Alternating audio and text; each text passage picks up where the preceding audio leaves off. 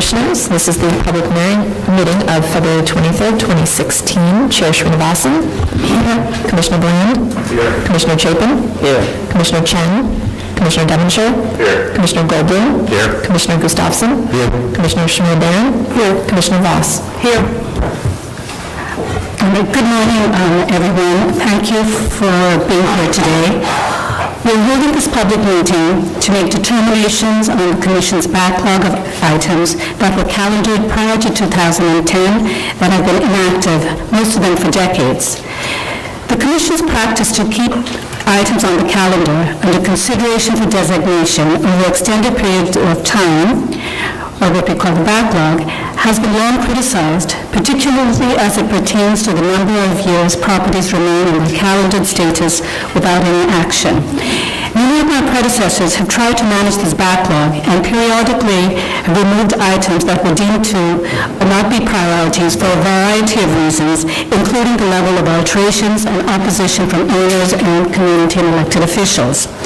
Most recently, this concern resulted in the City Council proposing legislation to require more predictability in the designation process, including mandatory timelines for designation, a 5-year moratorium on reconsidering items not designated within those timelines, and an 18-month period to resolve the existing backlog.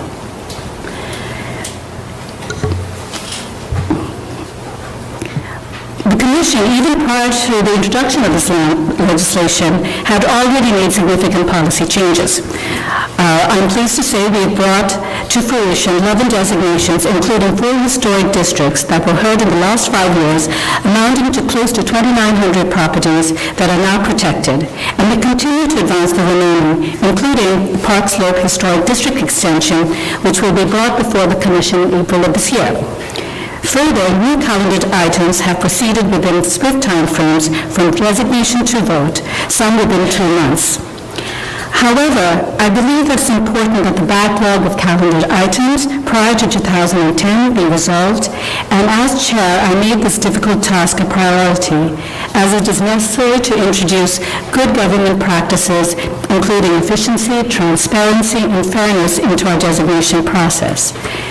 As you all know, we embarked on an open public process, including public hearings held over 4 days in October and November. This allowed for input, including public testimony from all stakeholders on all properties, and additional time for research and information, with the goal that such input will inform the Commission's analysis and decision-making process. As a result, today, the staff is here to present recommendations for all the properties as we committed to, and a plan of action for those where we recommend pursuing designations. Before I turn this over to the presentation, I would like to thank all of my commissioners. It is pretty remarkable that this volunteer commission reviews about 500 permit applications a year and attends 3 hearings and meetings every month, devoting a significant amount of their time to the city and public service. So it's with great appreciation that I thank them for recognizing the need and benefit of this process and embracing the additional time for attending 4 special hearings, listening to close to 12 hours of verbal testimony from 300 speakers, pouring through binders of research, which you can all see here, and information, visiting sites, and reviewing staff recommendations. I would also like to thank elected officials, particularly the Manhattan Borough President, Gabe Brewer, who facilitated an approach that was supported by several key preservation advocates and community boards that formed the basis of this process.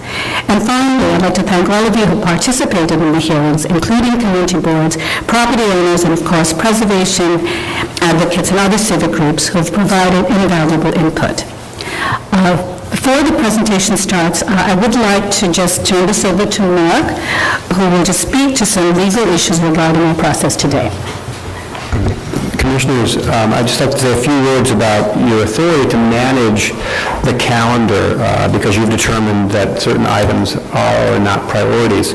The Commission has ample inherent authority to manage items on its calendars. Courts have recognized that the Commission has unfettered discretion to control this calendar, and there's extensive precedent for the Commission to remove items from its calendar without taking a formal vote on merits. For decades, the Commission has utilized this procedure to manage the calendar. The Landmarks Law imposes few obligations on the commission in the designation process. Prior to being designated, there must be a public hearing, and the commission must publish the notice of the hearing in the city record at least 10 days prior to the hearing. In addition, the owner must receive notice by mail. Finally, a quorum of 6 commissioners must vote to designate. After that, the designation is referred out to the various city agencies and the council. There's nothing in the letter or spirit of the law that explicitly or implicitly limits your authority to control the calendar by removing items that you determine are not priorities. The law provides no standards for how something gets on the commission's calendar, how long it may remain, or when a vote must occur. Nor is there any requirement that the commission must vote up or down on every item in his calendar.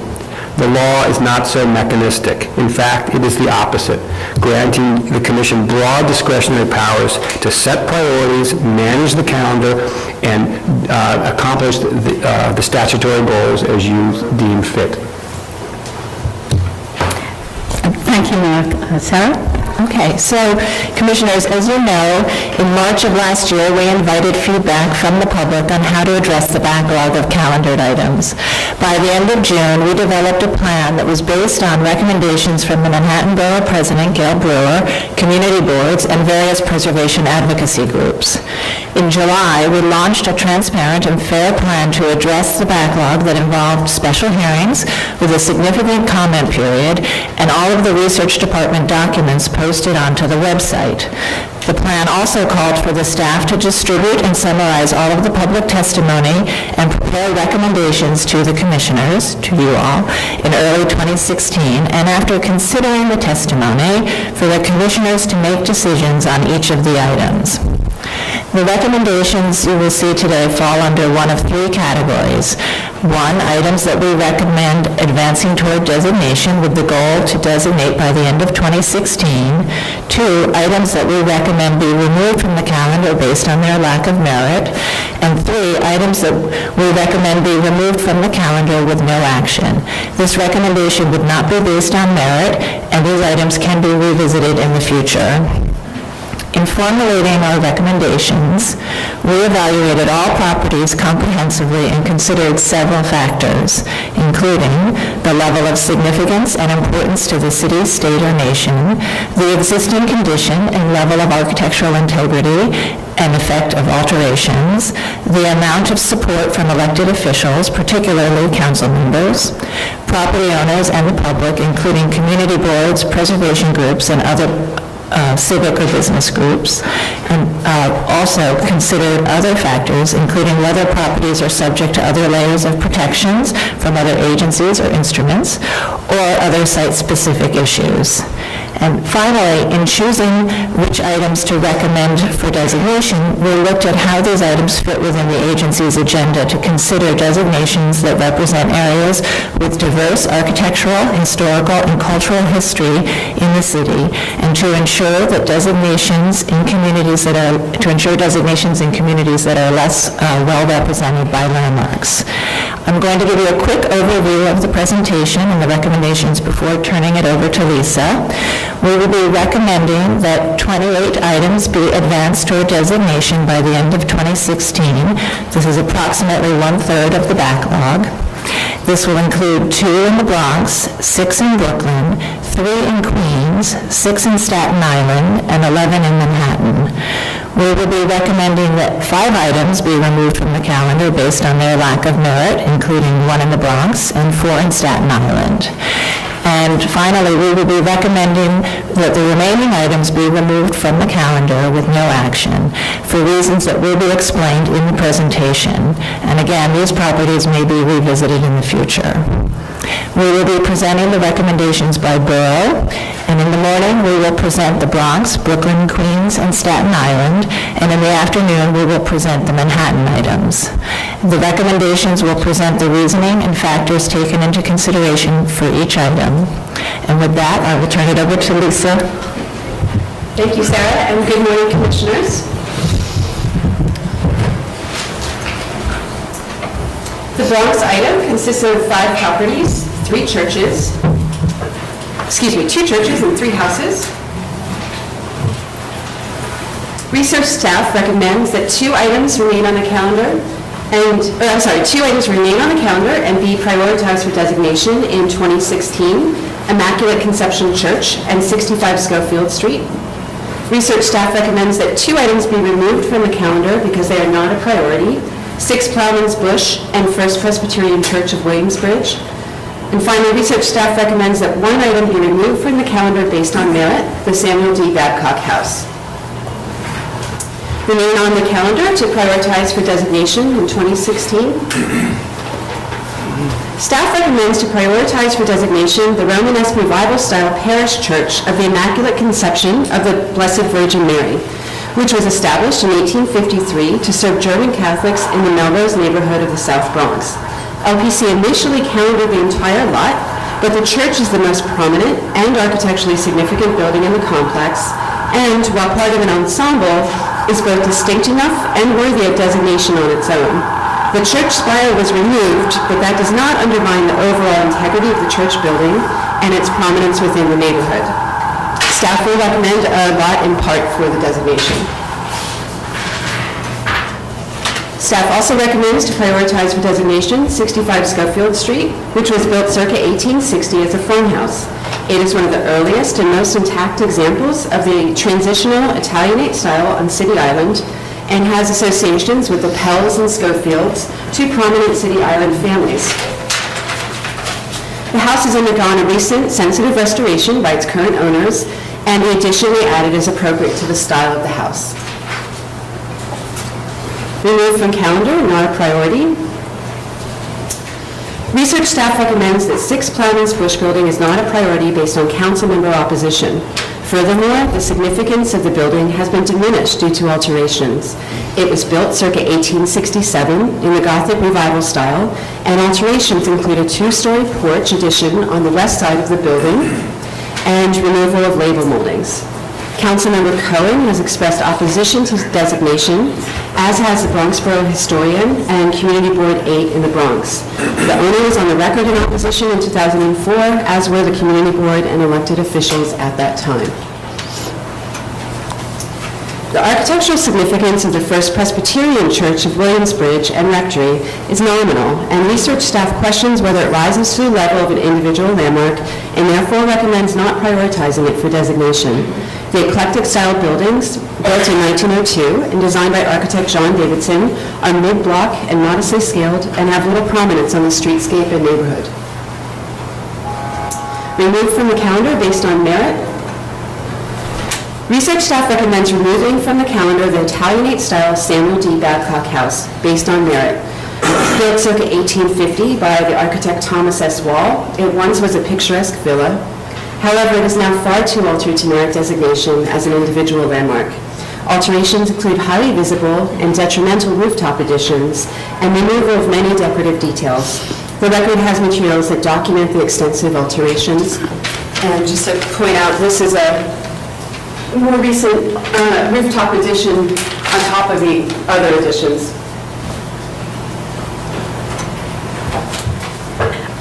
Thank you, Lisa. First, are there any questions on any of these items? On the Immaculate Conception Church, now, the recommendation is that we proceed on the church itself, and the calendar tax lot remains the same, so it includes several buildings that would not be designated, right? That is correct. What protection is in place for, what would happen to those 2 outbuildings, the ones that we're not going to move forward with? In other words, what are the owner's rights on those 2 buildings, the ones that are sort of on either side of the church? Right, which is the school and the rectory? Yeah. We don't believe that they're unprotected, even if we don't designate them. They're active right now, and I think that we just recognize that religious properties raise different challenges.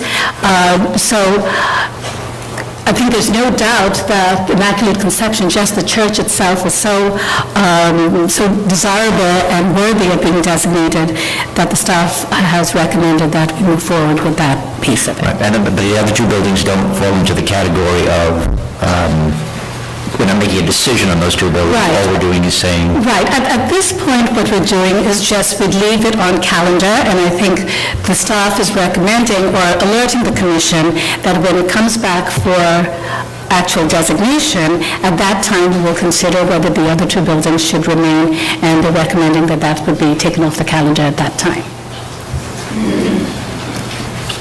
Yes? I'm sorry, say that again. The convent and the rectory will remain on calendar? Is that the staff recommendation? At this point, we're not taking those pieces off the calendar. So the entire package that was calendared will continue to be on calendar, but the recommendation from the staff is when this comes back for designation, that we consider designating just the church building. And at that time, what will happen to those two? Well, usually in situations where the commission has looked at a particular lot, and when it's come back for designation, the commission, and if the recommendation and the commission feels that we will just designate a lot in part, then at that time, we usually remove the remaining portions of the lot and take them off the calendar. And then we've done that, I think, in many different situations. So that it would be the time to take them off the calendars as opposed to right now. Or not? Or not. But that's a recommendation right now. All right, are there, yes? I have one question, too. The calendared lot has a bunch of gray buildings Yes. on it. Well, what are those buildings, and why are they part of the calendared lot? So when this was calendared, the entire lot was calendared, but the intention, as you can see in the blurb, it was really with the church, the convent, and the priest's residence. That's what we believe was sought to be designated. It was common practice to calendar an entire lot, and so that's what we believe happened here. Do we have pictures of these buildings that are denoted in gray? I mean, are they part of what we're looking at, or are they not included? No, because I think at the time when it was calendared, we identified specifically the buildings that was under consideration. And you'll see this throughout the day, that an entire lot was calendared, even though at that time it really wasn't the intention to capture the entire lot. And in situations where the lot had multiple buildings and there was an intent for multiple buildings to be considered, then in fact, it has been identified at the time of calendaring. And you'll see maybe one or two cases of that as well. All right, are there questions or comments?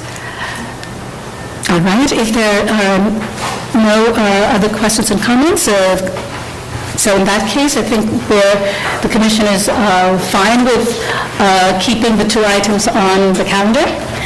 All right, and we'll take a motion. Are we on questions or are we on comments? Right, yes, I mean, would you like to comment?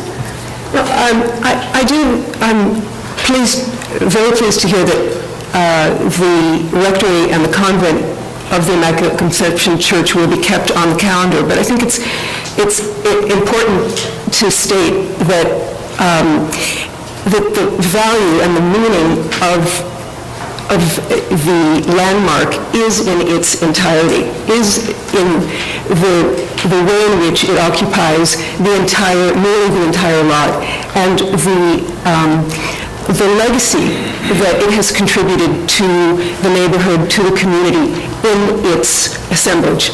Over and above archdiocese or other complications in, resisting the possibility of landmarking the entire assemblage, I think it's really important that we identify its value as an ensemble. Thank you, Adi. I think the discussion about that aspect is something that the commission will discuss when it comes to the commission for full discussion on its designation. So right now, we're just prioritizing it, and so it's going to remain on calendar, and when it comes back, we can have a full discussion. Yes? I agree with Adi that I'm glad that the whole site is going to, or the complex of three buildings for Immaculate Conception is going to remain on the calendar. And I did want to mention that I think that for the items that are not priorities, the two buildings, I think For me, I understand the arguments both ways, and my view of it is that the commission should monitor these and other buildings that it felt were fence sitters, and we're not relinquishing our right or rendering an opinion at this time to say that they are or are not worthy. We're just saying that they're not priorities right now, and that if conditions change, if we become aware of modifications or other things, hopefully we'll be able to act quickly to address them on a case-by-case basis. Absolutely. I think that goes without saying that these are not priorities right now, but that does not mean that the Commission cannot reconsider them in the future. And we will always be mindful of that. All right. Are there any other comments? Okay. So I'm going to first make a motion. I move, based on the record presentation and discussion of the Landmarks Preservation Commission, take no action with respect to the following calendared items in the Borough of the Bronx: 6 Clownman's Bush, LP 2159, First Presbyterian Church of Williamsbridge and Rectory, LP 1191, and to remove these items and their associated tax map blocks and lots from the Commission's calendar, and this action shall be without prejudice in the Commission's reconsidering and recalendering of any of these items in the future. All in favor? Aye. Any opposed? Right, this motion has passed.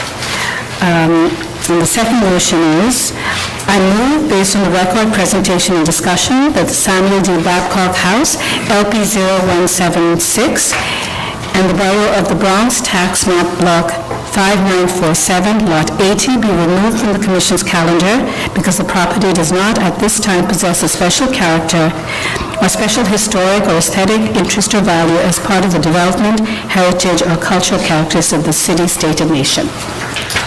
All in favor? Aye. Any opposed? This motion has been passed.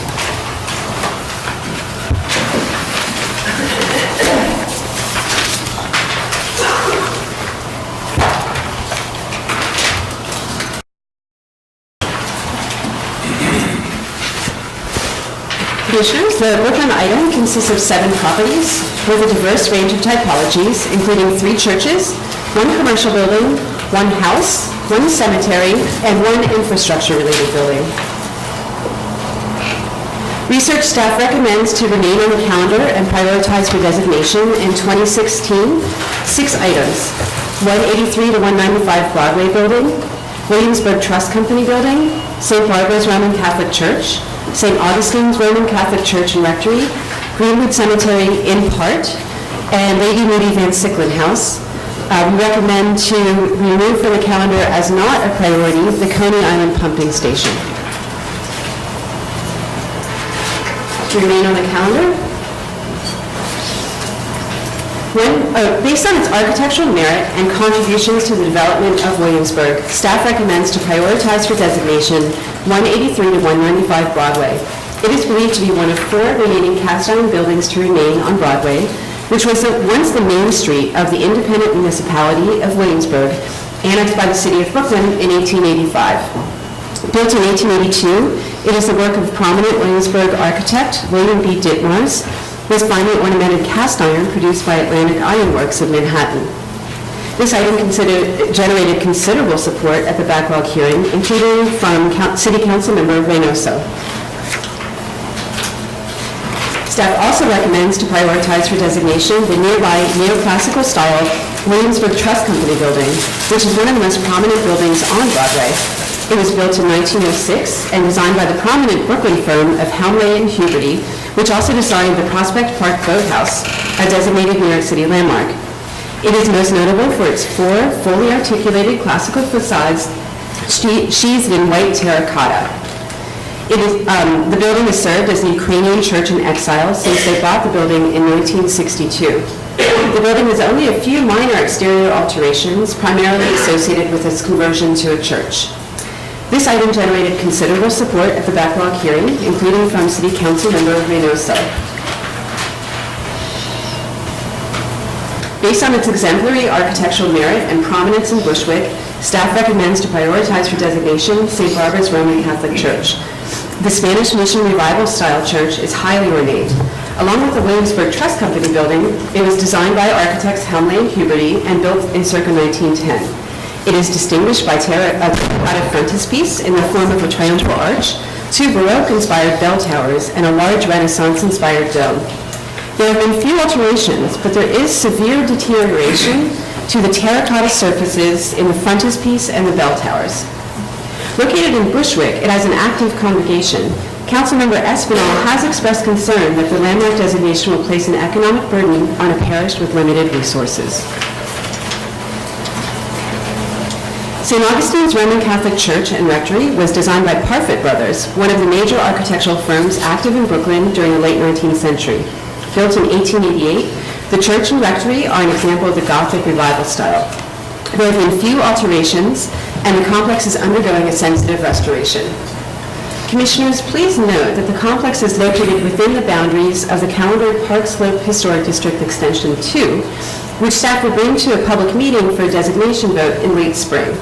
Staff recommends that the property remain on the calendar until that vote and be designated as part of that historic district extension. Councilmember Landers supports designation. Greenwood is an active cemetery, and the bulk of its 478 acres consists of 46,000 separate lots owned by an estimated 200,000 living owners and 100,000 monuments. Last year, they had 1,200 burials and erected 200 new monuments. Given its potential complications of regulating an active cemetery, research staff recommends prioritizing for designation 3 buildings owned by Greenwood, the caretaker's residence and visitor's cottage at the Fort Hamilton Parkway entrance, and the chapel, and to remove from the calendar the remaining site. The recommended buildings are the most architecturally significant in the cemetery and will join the already designated Gothic main entry gate designed by Richard Upjohn and Sons. And just to show you, this is the location of the already designated Upjohn entry gate. The caretaker's residence and visitor's cottage, which you can see on top, were both built in circa 1876 and also designed by Upjohn and are highly visible on Fort Hamilton Parkway. The limestone chapel was designed by Warren and Wetmore and built in 1911. You can see the picture of the chapel there on the bottom. The chapel combines a Beaux-Art plan with a Gothic-style roofline and ornament, in keeping with the style of Upjohn's main entry gates. All of these buildings are highly intact and have been recently restored. Councilmember Menchaca did not support general landmarking of Greenwood, but supported designation of individual buildings. Many speakers spoke in opposition to designation of the entire site, but supported individual buildings at the backlog hearing. The Lady Moody Van Sicklen House sits on the lot once owned by Gravesend founder Lady Deborah Moody. While it probably is not her house, it is one of 2 or 3 of the earliest surviving houses in Brooklyn, and the only known extant 18th century house of largely stone construction in the borough. In the mid-18th century, the house was expanded, and its present form and roofline are in keeping with that of a Dutch-American house of that era. Extant Dutch-American farmhouses are extremely rare in New York City, and this house represents the colonial history of Gravesend, and thus research staff recommends prioritizing for designation. This item generated considerable support, particularly from the Gravesend community, and Councilmember Traeger supports designation. Removed from the calendar is not a priority. Research staff recommends that the Coney Island pumping station is not a priority for designation. Major alterations have been detrimental to the building's significance, and staff questions whether it currently merits designation as a landmark. Built in 1937, it was designed by Irvin S. Channon in the Art Moderne style. Originally built to maintain constant water pressure for this area of Coney Island, that use ceased in 1970, and the building has been standing empty since then. It has been heavily altered. The continuous steel casement windows were removed and replaced with concrete blocks, and the aluminum grills were removed. In 1981, sculptures that once flanked the entry were removed and relocated to the Brooklyn Museum. And this is the equestrian statuary in Institute flanking the doors. and again, now with the Brooklyn Museum. Councilmember Traeger is on the record as supporting this designation only if its future involves an internal renovation for the purpose of being put to recreational use. Since last fall's hearing, the LPC has been working with a variety of city agencies to explore options for reuse of the building. Finally, as a city-owned property, the Public Design Commission regulates the Coney Island pumping station, building, and site. Thank you. Are there any questions?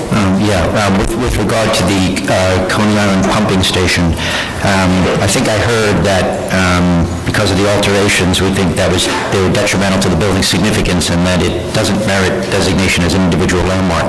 If that's the case, why are we putting it in the no action category rather than putting it in the do not designate category? That's a good question. I think it's just sort of a recognition that during the public hearing process that we did receive a lot of support in terms of designating this building. So I think that that's the reason why we're not voting on it being taken off the calendar on the basis of merit. Maybe some point in time, if it ever happens, it could be restored. But I think at this point, if you go to the site, the entire lower portion of the building has been completely removed. It's all cinder block. So I think the staff really wants to bring that to the commission's notice as well. I guess I'm having trouble distinguishing between that and the Babcock House, which is to say, I could theoretically say, well, sure, we could restore the Babcock House to its former glory, but both of those things are unlikely to happen. So if it's in its current condition, it's not worthy of designating, why don't we just take them all? Can I address that? I mean, I think that there's a big difference between the two. The Babcock House was a wood frame house that's been butchered well before it was even calendared, structurally modified in many ways.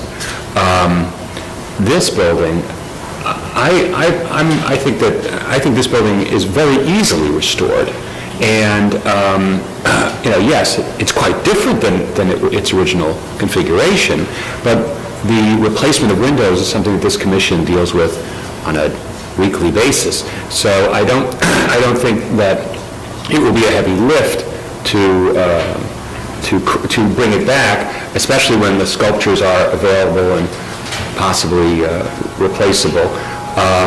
So I think that it's appropriate to take it off without a priority, only because the PDC has jurisdiction over it, and it will not be demolished, and that LPC is right now engaged in a very vigorous process of trying to find a proper use so that it can be restored. So I don't think it's going to be, I think it's very close to being something that could be landmark quality. Right, and it is city-owned property, and therefore we're able to have all eyes on it to try and get it to a place where it can be restored at some point in the future. Oh, and let me just see.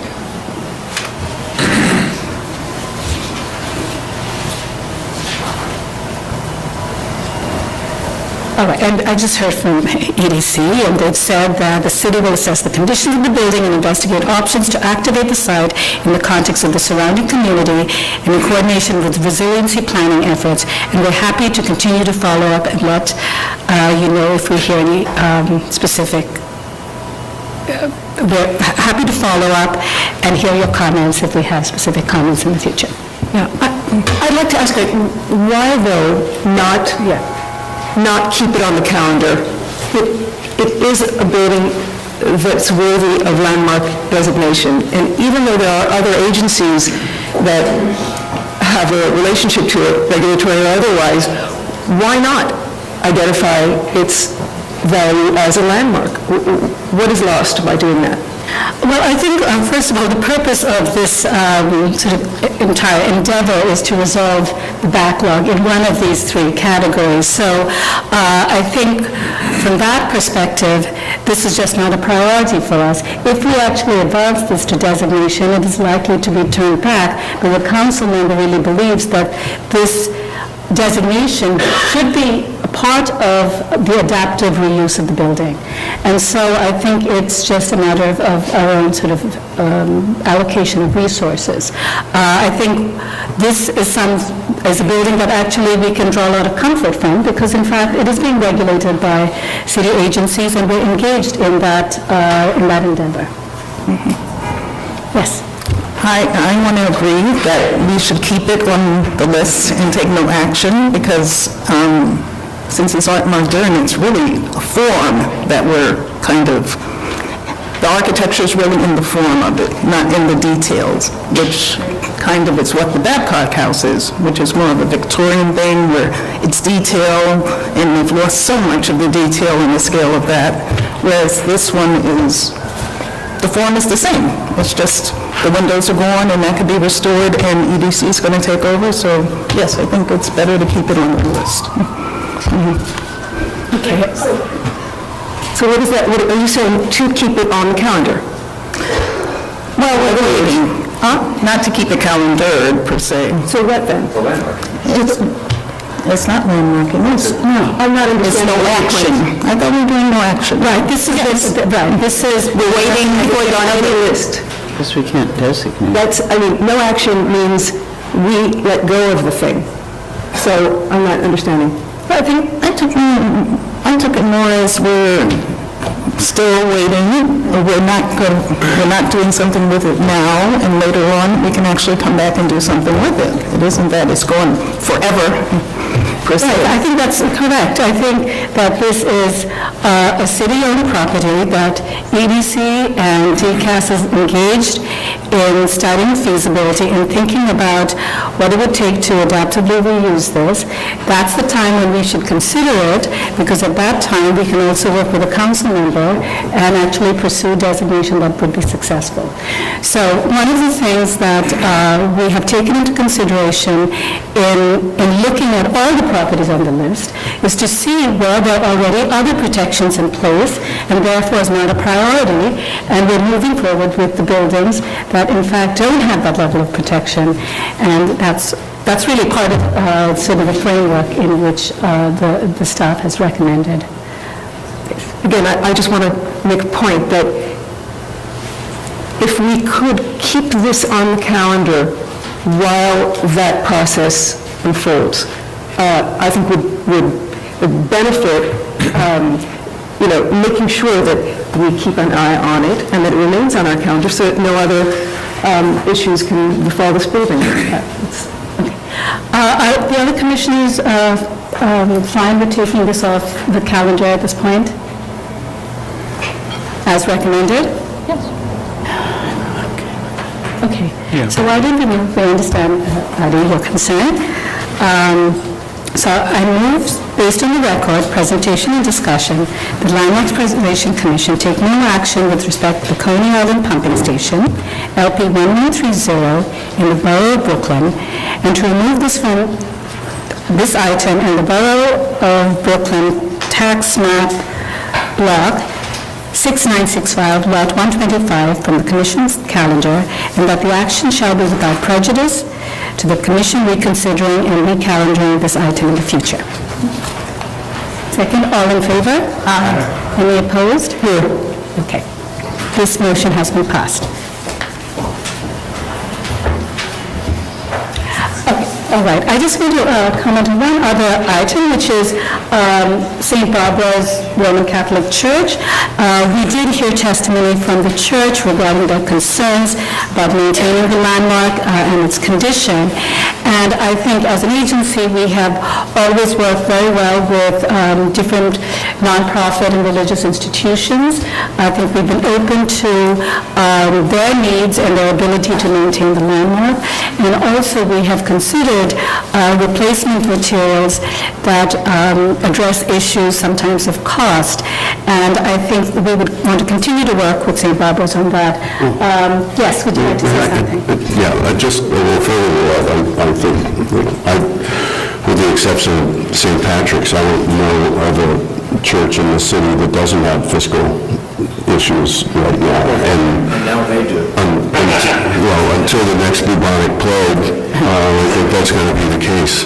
And we have frequently in the past, within reason and given the location on the building, approved extremely appropriate substitute materials. I'm absolutely a fan of replacing in kind, but when it becomes an issue on a church like this, and this really is a remarkable terracotta statement, given height off the ground, there are appropriate substitute materials that can be used that are less expensive than replacement in kind. And so to somehow ease perhaps their fears of market.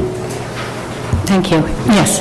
And I think that, I agree with Michael's comments, and I think it's also maybe a proper time to mention that this hearing happens in a larger context, and that context is landmarking in New York City and how that all works. And I think that the landmarking of religious buildings, as we're doing, we're proposing to move forward with 3 right now, a very important issue for them is the finances, and I think that it's an opportunity for us all to think about trying to allow for the transfer of air rights and other issues that can help institutions like this to afford their properties throughout the city. I think that it's something that we should all try to work with, both in the commission and in the public, to try to urge for improvements in that system.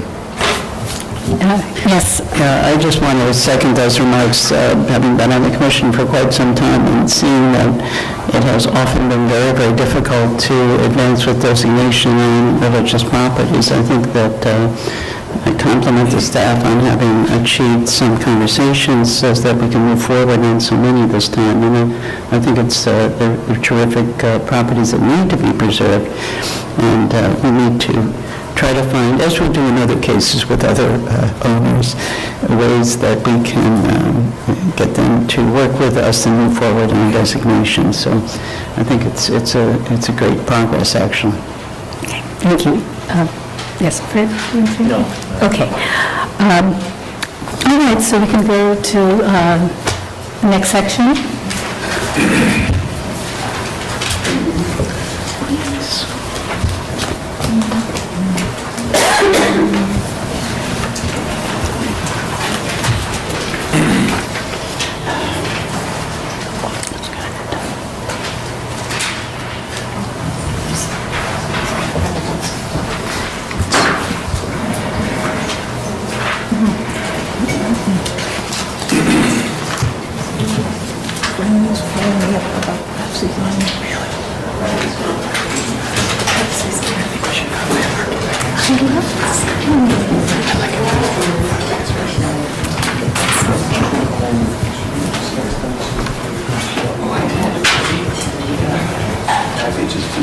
Testing, 1, 2, 3. Okay, that's good.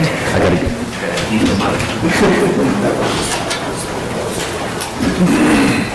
Okay. The Queens item consists of 8 properties, including 2 churches and 1 church-related building, 1 apartment building, 1 complex of 10 residential buildings, 1 house, 1 historic district, and 1 sign. Research staff recommends 3 items to remain on the calendar and to prioritize for designation in 2016: the Lydia Ann Bell and William Ailes House, Down Community Church, and the Pepsi-Cola sign. Research staff recommends 5 items to be removed from the calendar because they are not a priority: Old Calvary Cemetery Gatehouse, Fairway Apartments, Spanish Towers, First Reformed Church and Sunday School of College Point, and proposed Douglaston Historic District extension. Remain on the calendar. Down Street Community Church is a Romanesque revival-style church designed by Edward Richardson and built 1891 to 92. 5 different ethnically diverse congregations worship in the church today. As you know, Commissioners, it was in this neighborhood in 1657 the Flushing Remonstrance was signed, which articulated a principle of religious freedom and tolerance that was a precursor to the freedom of religion provision in the Bill of Rights. Down Street Community Church is one of three major religious structures, along with the Friends Meeting House and St. George's Episcopal Church, both of which are designated, that reflect the history and development of Flushing as the nation's birthplace and center of religious tolerance. Given its historical and architectural merit, staff recommends prioritizing for designation the church and removing from the calendar the rest of the site, including the parking lot and the 1920s annex. And I just want to point out that this is the 1920s annex, and obviously the parking lot, and seating plan here. I'm sorry, seating plan here. This is the church.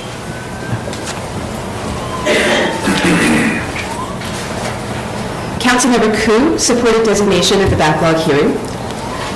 Commissioners, you should also be aware that this property did not have a public hearing outside of the backlog process. As part of our mandate, we will bring this item back to a public hearing later this year. Staff recommends prioritizing for designation the Lydia Ann Bell and J. Williams Ailes House. The second Empire-style house with colonial revival alterations is an important and perhaps sole surviving house from the post-Civil War period when the opening of the North Shore Railroad transformed Bayside from a rural farming community into a suburban enclave. The owner, who opposes designation, submitted a report outlining the building's alterations, which research staff carefully analyzed. While the house continues to read as a second Empire-style building, it was moved, faced with stucco, had its porches and bay window removed, and had some colonial revival detailing added in 1924. Staff, however, has concluded that the Ailes House relocation and alterations themselves are significant in their own right because they reflect the historical context of the transformation of Bayside to a commuter suburb. Councilmember Vallone supports designation. Research staff recommends prioritizing for designation the Pepsi Cola sign, built circa 1936. It recalls the manufacturing history of Long Island City and the waterfront and plays a significant placemaking role on the Queens waterfront. The Pepsi bottling plant upon which the sign once sat was demolished and the sign was subsequently placed on the ground in what is now Gantry State Park. The LPC has a long-standing policy of not designating freestanding signs because by law, the agency cannot regulate the content of signs. In the case of the Pepsi sign, that means the designation cannot protect the Pepsi Cola lettering and bottle. However, the Pepsi sign is subject to private agreements entered into with the developer of the bottling plant property. These agreements limit the ability of Pepsi to change the location, lettering, logo, lighting, or transparency of the sign, and protect the views from the buildings constructed in Queens West behind the sign. Research staff supports designation because it would reinforce those existing agreements and may provide further protections from the sign being removed. The staff recommendation to prioritize the Pepsi Cola sign is a unique case because of the special agreements in place. Removed from the calendar is not a priority. Research staff recommends the Old Calvary Cemetery Gatehouse is not a priority based on uncertain council member support. Built in 1881 to 82, the Queen Anne-style building is the gatehouse to Old Calvary Cemetery, which was opened in 1848 by St. Patrick's Cathedral, which continues to own and operate the cemetery and the building. This item generated considerable support for designation at the backlog hearing. Fairway Apartments is a 1937 neo-Tudor garden apartment building designed by architect Joshua Tabachnik. It is located a few blocks outside of the Jackson Heights Historic District and shares characteristics with garden apartments within the district. While it is comparable to the Historic District buildings, research staff questions whether it rises to the level of an individual landmark and therefore recommends that it is not a priority. This item generated quite mixed support for designation at the backlog hearing. Staff recommends that Spanish Towers is not a priority. The significance of this complex of 10 buildings is substantially diminished due to insensitive alterations on each of the buildings. Designed in the Spanish Mediterranean revival style, the individual buildings were meant to read as a unified complex. Each of the buildings is independently owned and each was individually calendared. Due to this ownership structure, the alterations vary from building to building, and many of the special features that reflected the style, including the upper-level loggias, have been lost, and the architectural unity of the complex has been compromised. While meritorious, research staff recommends that the First Reformed Church of College Point is not a priority for designation, given owner and council member opposition. Erected 1872 to 74, the church and adjacent Sunday school buildings are fine examples of wood frame ecclesiastical buildings that recall the formerly rural character of this neighborhood in Queens. The church has been steadfast in its opposition to designation for 36 years, and Councilmember Valone opposes designation, as does the community board. Finally, situated in the northeast corner of Queens, Douglaston Historic District Extension is composed of approximately 35 buildings and located adjacent to the 1,028-building Douglaston Historic District and the 55-building Douglaston Hill Historic District. The area's history and architectural character is represented by those districts, and the overwhelming majority of homeowners are opposed to designation, as is Councilmember Valone. Given this context and opposition, staff recommends that this extension is not a priority for designation. This item generated mixed support for designation at the backlog hearing. Okay. Thank you, Lisa. Do you have any questions, first, or comments on the items that we're proposing for designation? And then we'll go to the ones that we're taking off the calendar. Yes? I just want to explore the sign a little bit more. As Lisa has said, it's a very unusual situation that we would propose for designation a sign. A couple of questions. I think I know the answer, but let's just be sure that Pepsi-Cola with the bottle there cannot turn into Budweiser with a can there, right? Because we don't regulate words and symbols, but it's regulated by others. Is that the answer? The answer is that Pepsi entered into very extensive easement restrictions with the apartment buildings behind it. And because apartments are looking through that sign, there was a strong interest that things do not change. So the agreements technically could allow the sign to change, though the agreement requires that it remain basically identically as it is now. That's what, but could the easement holders at some point in the future agree? The answer is they could, but there's no indication based on the extent and purpose and sort of thrust of the agreement that would ever happen. But even if we designate it, we cannot control that. So the question becomes, I guess we drew the opposite conclusion of what I thought we would have drawn. I thought that with protections in place and our inability to regulate part of the sign that we really care about, why are we wasting our resources and time on this? Very good question again. It's interesting. I think it sort of borders onto honorific, actually. This sign, I think we received such overwhelming support for the sign and for it to be designated. So I think we engage in a process to, in fact, hear what people have to say. So I think we all recognize that this is very much beloved and iconic and a signature to Queens. I think the second issue is, yes, it is in fact being regulated, but one thing that it doesn't regulate is that the sign can come down without consequence, so to speak. So as long as the sign is up at its location, it is regulated by the easement that essentially doesn't allow you to change its shape, form, transparency. So those limitations are set, but it doesn't really stop Pepsi from taking down the sign and allowing more views from the building behind.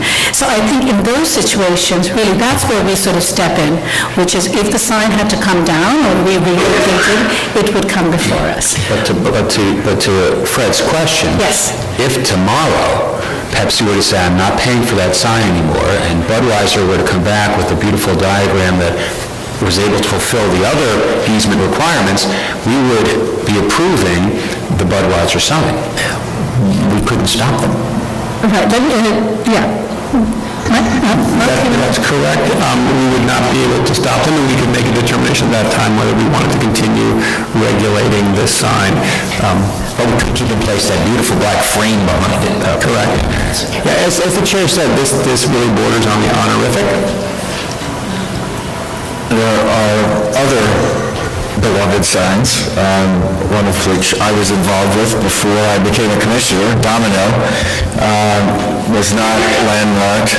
I was having trouble getting Domino approved until I suggested maybe we should put that sign back. And so that happened that way. I'm thinking of Silver Cup, maybe there are other signs too. It's just such an unusual designation. I think we just want to be careful. I'm fully for it, but I just want to understand the implications with other signs and even this sign, which is why I wanted to explore it a bit more. Yes, Diana, and I think... I agree with what's been said, but at the same time, perhaps the additional protection and influence we may be able to exert will help in the future to keep this, icon, which everyone would like to see preserved. It's all we can say, I think, about that. And Commissioners, for what it's worth, I think Pepsi has been very clear in all of its communications. First of all, they're an incredibly responsive corporate citizen. They've been working closely with us, talking about what it might mean. But I can tell you from those conversations, there is absolutely no indication or intention on the part of Pepsi to change that sign while any of us are alive, I'm sure. They recognize that it is, in fact, a very good thing for them, and they, as a corporate culture, they very much like this. So, notwithstanding, again, a designation bordering on the honorific, but in terms of that issue about it changing, at least from the owner's standpoint and the easement standpoint, that is, one could say, incredibly unlikely to happen. And I just now wonder how many more honorific landmarks we might be pressured to designate, but that's just something to contemplate for the future. Okay. Are there any other comments on that? We're commenting now on... Okay. So any other comments on the ones we're prioritizing for designation? Those are the three. I guess to summarize, if we're commenting on those items, I personally think, given the near honorific status of the sign, given the fact that we can't control the content, given the fact that it is protected, and in light of our conversation about the pump house, I think that for consistency's sake alone, the Pepsi ought to move to the non-priority department. Despite its beloved status, we can all rest assured that landmarks, additional imprimatur, will not do anything virtually to save this already well-saved structure. Okay. Any other comments? All right. So questions or comments on the items that the staff has recommended should be removed from the calendar? Yes, Diana. Go ahead. Yes, I'd like to comment on a couple of those that happen to be in my own neighborhood in Jackson Heights. I really wish they were able to be recommended for designation. The federal apartments and the Spanish Towers homes are building types that are represented in the district, but they both have a charming and somewhat unique character. However, neither are contiguous with the Jackson Heights Historic District, so they have to be considered as individual landmarks. In the case of Fairway, it's a very charming Tudor building, which would surely be included in the Jackson Heights Historic District if it were contiguous.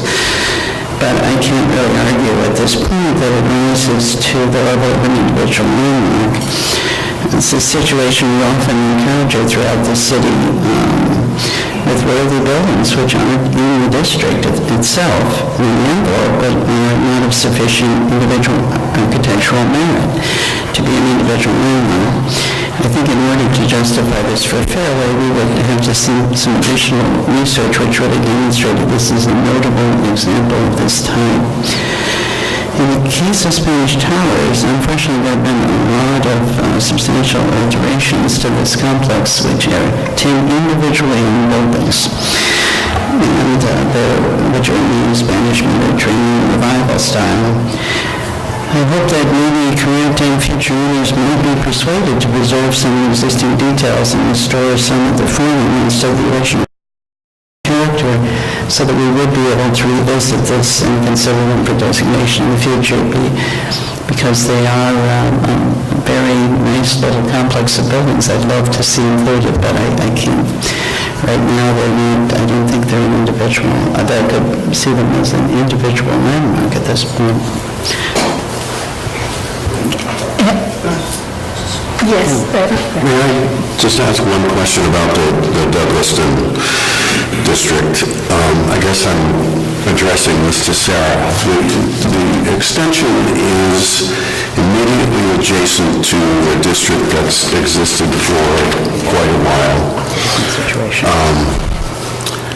We had something like 85 or 90% of the residents in opposition. What have we done wrong? No, seriously. Is something going horribly wrong within the district that these people are frightened that landmarking would be such an onerous situation for them? I really can't speak to why they have such strong feelings against designation.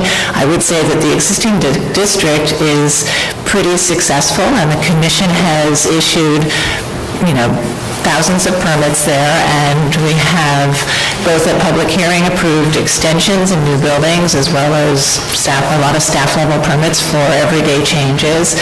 So I can't speak to why one side of the street is okay and one isn't, but I would say that the people in the existing district were very interested in having this adjacent area be designated to sort of complement their district, but the homeowners in this area just have a very different perspective. I was just sort of curious. Yeah. Again, I would reiterate, we have the most incredible historic preservation staff in the country. You folks are in the trenches. Are people coming to their doors with shotguns because Thank you. heard that things are so horrible over there in the district?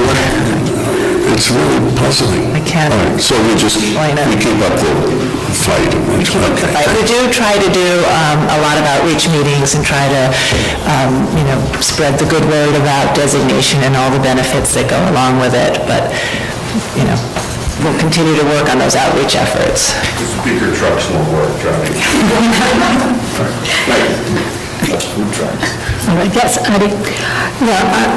I wonder if we can talk a little bit about the First Reformed Church and Old Calvary Cemetery Gatehouse, and specifically the reasoning for not keeping on the calendar, not moving towards prioritization based on owner opposition. Can we talk about this owner opposition issue? And I think in this context, to talk about it as it relates to buildings that have served congregations, communities, rather than sort of single-owner homes, and what that means, what it means to for an owner's opposition, the owner of what is ostensibly a public building, let's say, there's an aspect of public to it. Why is the kind of the objection, whether 36 years in the case of one or a limited amount of time, can dissuade us from moving forward to identify these structures as landmark? I think one of the reasons is it's a practical one, which is in situations where you have opposition from institutions, usually the council member will support the institution. So there's a very good chance, if not almost always a chance, that this will be turned back at the council. So in the case of First Reformed Church, it is meritorious, but we are aware that both the community board and the council member are opposing it. And so by advancing this, it's one of the realities, I think, that the commission grapples with. And I think it's also largely the reason why many of these buildings have remained in the backlog, because they have not been able to advance, because there's a feeling and there's an understanding it will not be successful at the council. When would we fight? There are going to be cases when we believe that buildings are so significant, and our role is to protect those buildings, and we will resist and demonstrate the reasons why we think that those buildings need to be protected despite and against owner opposition, and take on that fight. And I'm just wondering, what is that balance? Right, and I think there's some items actually on, in our list where we have identified that we would want to proceed despite opposition from the council member. I think in this particular case, I think it's not just the council member, I think it's the community board as well, and it is their neighborhood, and I think that also weighs in our consideration. Yes? Yeah, I have to agree with Adi on First Reformed. I think the old Calvary Cemetery Gatehouse is it's a functioning cemetery. I don't see that they're going to tear it down or modify it in any significant way. I'm not as concerned about Old Calvary, but I think First Reformed is a remarkable, unique, decorative building that as a single object really does speak to a whole era in a very dramatic and evocative way. And I think that for me, I think that as someone sitting on this commission, I think we should vote for it, even if we know it's going to get turned down. It sends a message, it puts us on record, and if we can't protect it, we can't protect it. But maybe the mere fact of our having designated it, even if it is reversed, I think it does send a message, and to the extent that that constitutes a fight, I think that building merits it. In terms of the Fairway and Spanish Towers buildings, I think it brings up another very interesting global issue, which is the nature of the landmarks law. The nature of the landmarks law is we have three options, right? We have district, interior, individual. That's pretty much it. And sometimes it doesn't quite fit, I mean, it's Fairway and Spanish Towers, they're not exactly part of a contiguous district maybe, although it'd be great if they were, because they're classic district-level buildings. Not mind-blowing architectural statements, but interesting buildings that contribute to the character of a neighborhood, that are redolent of a particular historic period. But I think that because they don't rise to the level of an individual landmark, it falls between the cracks. And I think the best solution would be to find out and to do a little more research on whether or not the district could be extended to incorporate them. But I think shy of that, they aren't really individual landmark level buildings. Yes. On Fairway, I mean, if we it's not because it's highly altered or anything like that. We just decided it doesn't rise to the level of an individual landmark. Again, I come back to my old question, which is, well then, why no action? If this is not one that's altered, and we can say, well, we can bring it back, it might come back to that level later.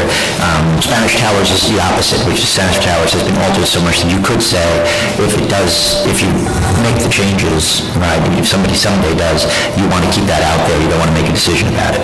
But we're saying it's not going to rise to the level of an individual landmark. Why don't we just say, okay, no, it's done. And that doesn't stop it from being part of an historic district sometime later.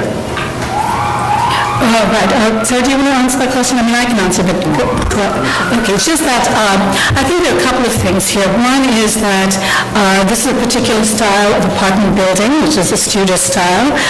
We did hear some testimony about what its cultural significance is. I think that the commission or staff and we as a body would, if we're thinking about something like Spanish Tower, Fairway Apartments, we'd want to really look at it in the context of other Tudor apartments in Queens and their history, and then try and identify how this fits in with other similar examples. So it may not rise to the level of an individual landmark in the context in which we're seeing it right now, but that doesn't necessarily mean that we may not want to look at it in some kind of, with another cultural overlay that make it more meritorious as an individual designation.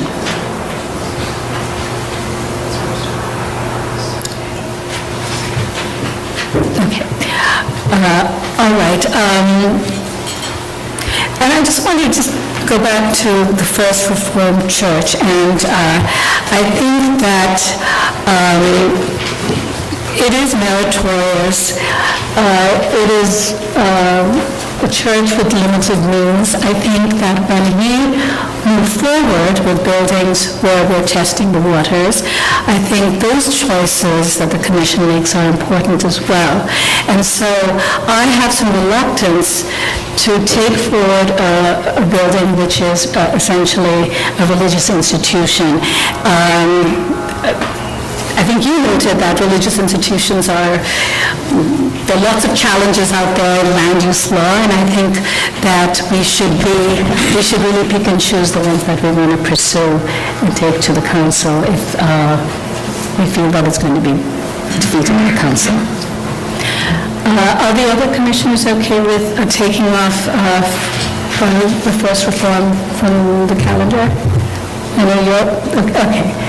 All right, so then I will make a motion. And I just want to make one other comment about Douglas and Historic District. It is very sad and unfortunate when we're dealing with historic districts where we don't get support from the owners themselves. And that is a part of sort of a political process. And again, as Sarah said, and Lisa Maribeth, that I think we continue to work, especially when we're looking at historic districts, to try and work even before we bring it to calendaring, discussions with property owners and really try and inform them and explain what our process is. Noting that, in fact, being designated doesn't have to be onerous and complicated, and that we would work with them. Okay, so I'm going to make a motion based on the record, presentation and discussion with the Landmarks Preservation Commission take no action with respect to the following calendared items in the Borough of Queens: on Calvary Cemetery Gatehouse, LP 0840, Fairway Apartments, LP 2484, Spanish Towers, LP 2451, 2452, 2453, 2454, 2455, 2456, 2457, 2458, 2459, and 2460. First Reformed Church and Sunday School in College Point, LP 117, and Douglaston Historic District Extension, LP 2301. And to remove these items and their associated tax map blocks and lots from the Commission's calendar, and that this action shall be without prejudice to the Commission reconsidering and recalendering any of these items in the future. All in favor? Any opposed? I oppose First Reformed Church being taken off the calendar. Okay, and that's... Okay, so this motion is passed.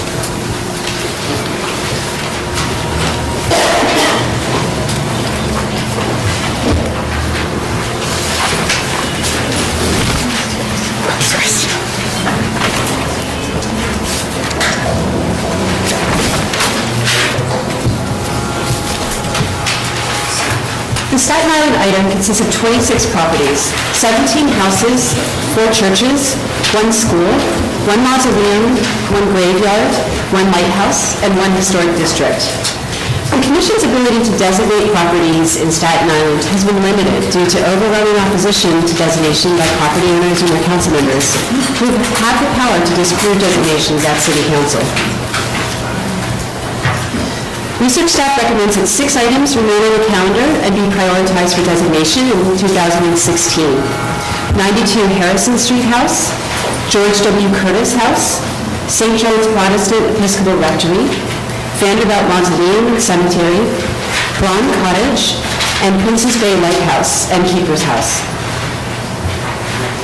Research staff recommends to remove 4 items from the calendar based on merit: Sunny Gray House, Crocheron House, Fountain Family Graveyard, and Dorothy Day Historic Site.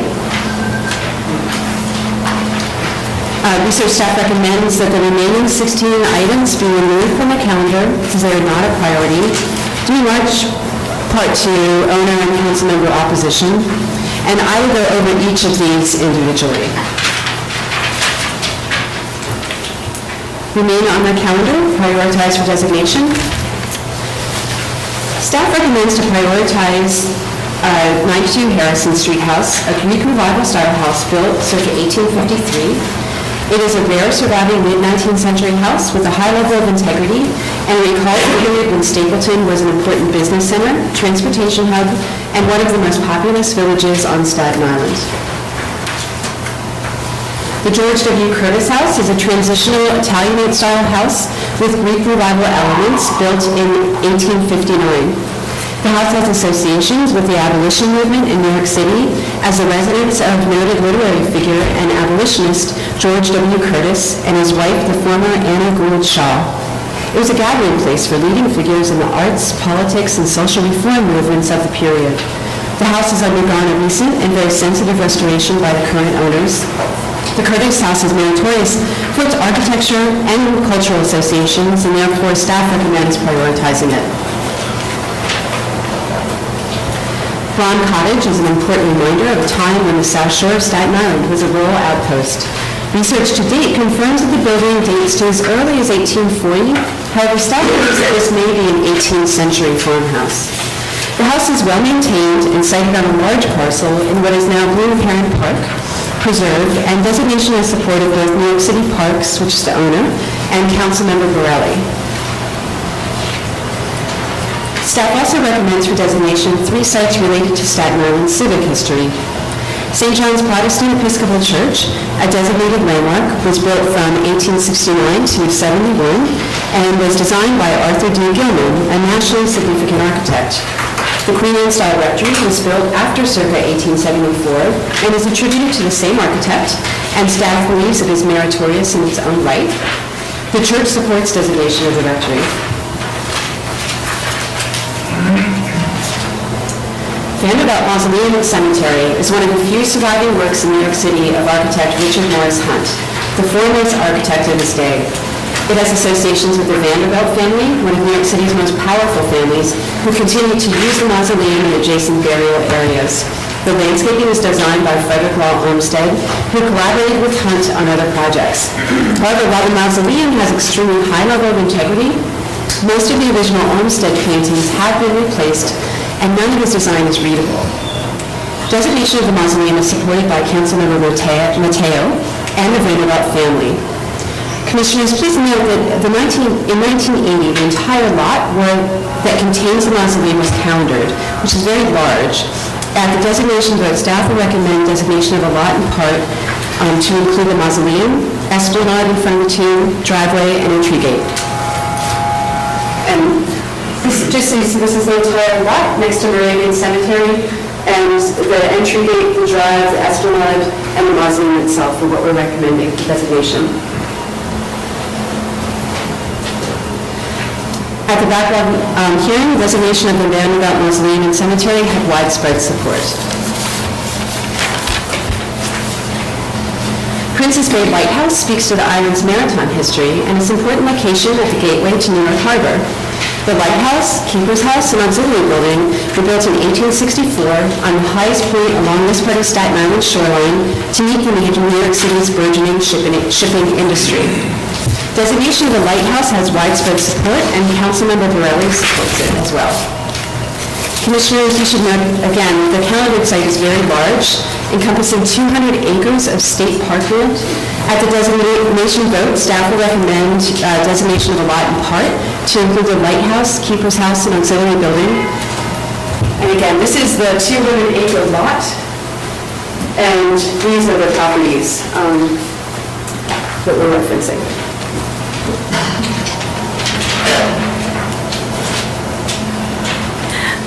Removal from the calendar is not a priority. And staff recommends 16 items. Okay, and because we have sort of a huge number of items that are being recommended to be taken off the calendar, why don't we just talk first about the ones that we are prioritizing for designation? If there are any questions regarding that? Yeah, I have a question about the Vanderbilt site. Yes, okay. Do you need to go? Yeah. Is the ownership of the, I mean, why is the staff choosing to designate the little umbilical cord in the building itself and not some of the ground around it? I mean, could they potentially sell off where the letter M is and have someone put something there? Well, the entire Vanderbilt plot is used by the family, extended family. So it's an active cemetery with active burials. There are numerous other smaller burial buildings that surround it in the property. So, and it's owned by a trust, the family trust, and so it's only can be used for that purpose. Okay. Okay, thanks. The topography and the stonework really kind of define this area from the adjacent plots as well. Are there other questions? I just want to make a comment, though, and as Lisa already said, Staten Island has just one of the boroughs where it's been very difficult to get successful designations, and you hear about that some more. So I think I'm just very pleased with the fact that the staff has worked very hard to get properties that we can advance towards designation, and I think it's really been sort of a coup to get, Vanderbilt Mausoleum Cemetery, and I know they worked very hard on that. And I think there's the collection of buildings, including the 3 homes and the 3 civic buildings, is a good set of buildings for Staten Island, and it's from the north shore and all the way to the south, so it covers it geographically as well. So I think I'm very pleased that we're moving ahead with those items. All right, just for the record, okay. Maybe I'll just say one thing too, since this is up. I know that for a while the Vanderbilt family was opposed to this idea, for the same reason that many people still seem to be opposed to landmarking, that it's a nuisance. But they've come around, I know, and appeared at the hearing, and I know now very favorably disposed to having this landmark, and I just think that's noteworthy, and I wanted to note it. Okay. Okay. Staff recommends 16 items to remove from the calendar as not a priority. Staff recommends that Cunard Hall is not a priority, based largely on owner opposition and the extent of alterations. The Italianate-style building, built in 1851 to 52, and constructed for the shipping magnate, Sir Edward Cunard. The front porch has been enclosed, the windows and doors have been replaced, and there is a non-historic entrance. This item has uncertain council member support and a mixed record of support. Staff recommends that the Nicholas Mueller House is not a priority, largely based on insensitive alterations. While the house is a good example of an Italianate-style mansion, the extent of alterations diminishes the building's significance. Among the building's alterations includes a large 1950s rear addition, which is visible from the street and has altered the original massing of the building. The item has uncertain council member support. Staff recommends that Sailor Snug Harbor Historic District is not a priority at this time, given that the buildings and land are city-owned and under the jurisdiction of the Public Design Commission, and therefore changes are regulated. The calendared 80-acre historic district includes 22 buildings, the most significant of which date from the 19th and 20th century. A portion of the campus is already designated, 8 individual landmarks, including the front 5, which are these.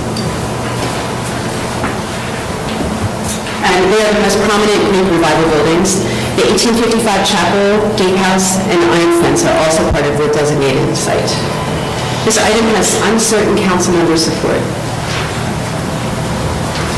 Staff recommends that St. Mary's Church, Rectory, and Parish Hall is not a priority based on owner opposition. It is a Gothic Revival-style church complex designed by Frank Wills, Henry Dudley, and Ralph Adams Crams, built 1853 to 1924, and sited around a small landscape garden. This item has uncertain council member support.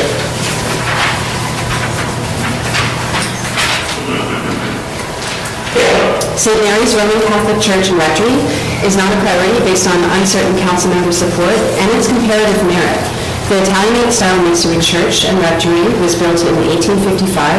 Research staff finds the church to be of questionable architectural merit, particularly when compared to other Roman Catholic churches the Commission has designated. The William T. and Mary Marcelite Garner Mansion is located on an active hospital complex owned by Richmond University Medical Center, or RUMSI. which opposes designation. Rumsey was created in 2007 as a result of the bankruptcy of the previous owner, St. Vincent's Hospital.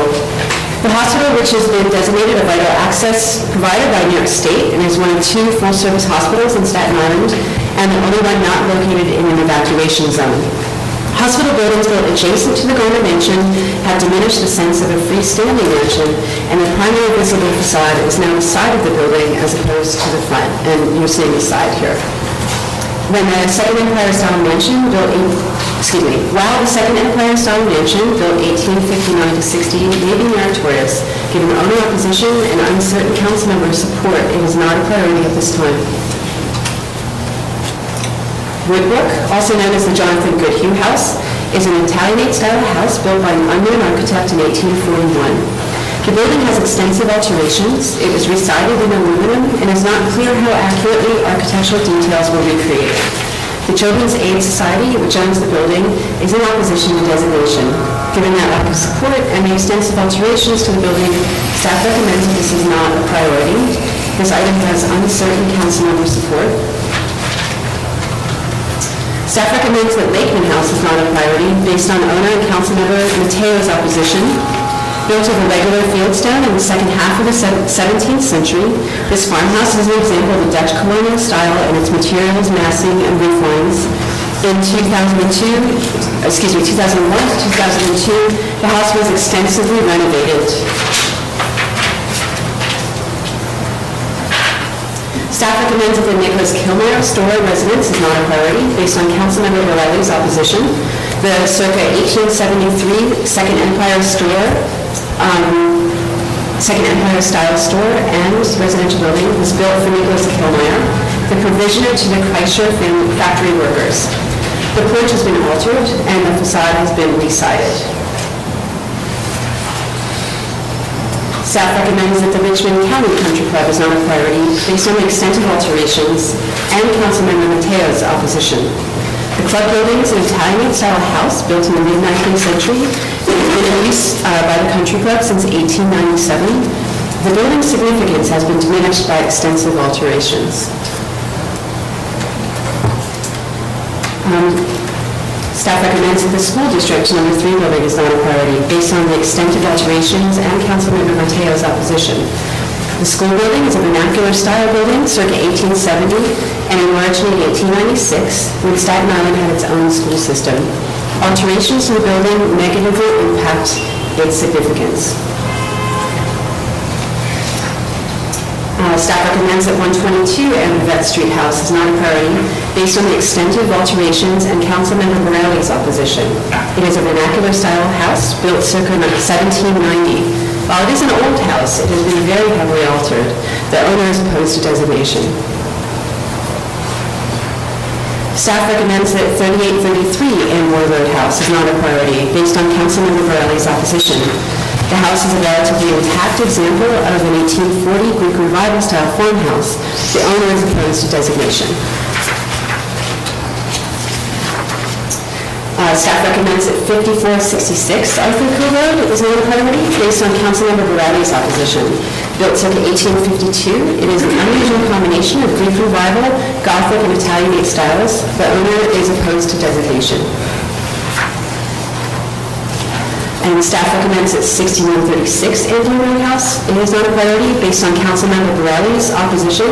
It is a vernacular Greek Revival style residence built circa 1850 to 55 by Joseph H. Sprague with some alterations. The owner is opposed to designation. And finally, St. Paul's Methodist Episcopal Church is a Romanesque Revival style church built completed in 1862 in Tottenville. Councilmember Borelli and the owner are in opposition, and therefore research staff recommends it is not a priority. Are there questions? Yes, John, go ahead. Where to begin? As the Commission's Staten Island representative and a lifelong resident, I've seen some dramatic change on Staten Island in 54 years. Some good, much not so good. The change that I never expected was a change in the sense of community that made Staten Island different and strong. And another change, the loss of a sort of sense of spirit and kinship that we were all working together for the betterment of the island. And it seems that we're now talking about ourselves primarily. This was just landmarking, just a small opportunity to preserve just a few fundamental elements of the community. And when I say fundamental, they really are. If you look at this, the individual buildings up here, or the institutional buildings, if they were in any other borough, there's a 98% chance they'd already be landmarked. Indeed, in the case of many of these institutional buildings, 5 or 6 of them actually surround my house. And if you asked anyone who walked by, they're so impressive. Even with the footnotes that staff tells you about, they're so impressive that most people believe that they are landmarked already. So what is the concern?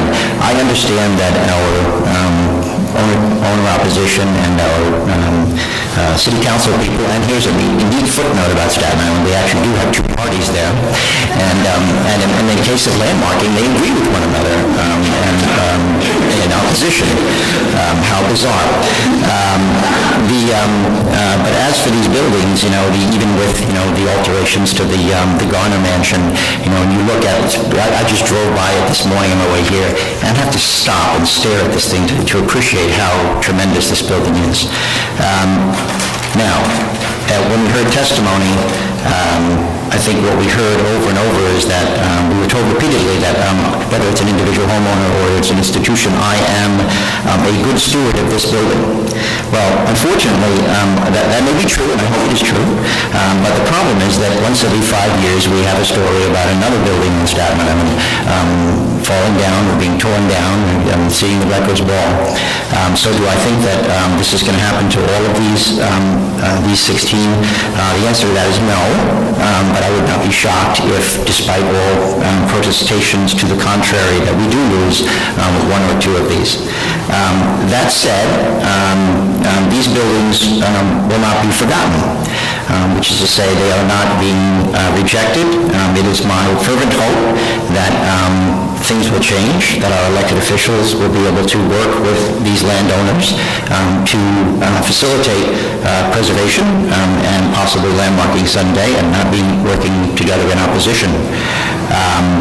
I think it's for the benefit of the whole community. That all said, I guess I have to support the recommendations, because there's nothing we can do to overcome the objections that we're going to hear. I'm particularly, I'm not concerned about the survival of the Snug Harbor Historic District, although I am a little perplexed by it, because the money that will preserve Snug Harbor is the city's money. It's my tax dollars, and I'm a bit surprised that that the city would oppose landmarking of that historic district. There are no privately owned buildings on that property at all. Thank you, John. I just want to comment on one thing that many of us thought. We recognize that many of these buildings were actually placed on the calendar back in 1966, and it was at a time that perhaps didn't move forward because it was because of owner opposition or because of council member opposition. And now we're here 50 years later, and perhaps some of us hoped that things would have changed, but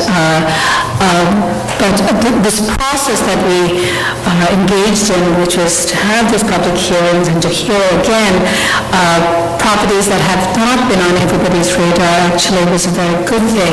And what we did find, unfortunately, is that perhaps that thinking has not changed as yet. And so, as an agency, I think we will obviously continue to try and reach out to people within the island, as well as new council members when they come on board, and educate them and inform them about why we think landmarking is an important tool to preserve and enhance the borough.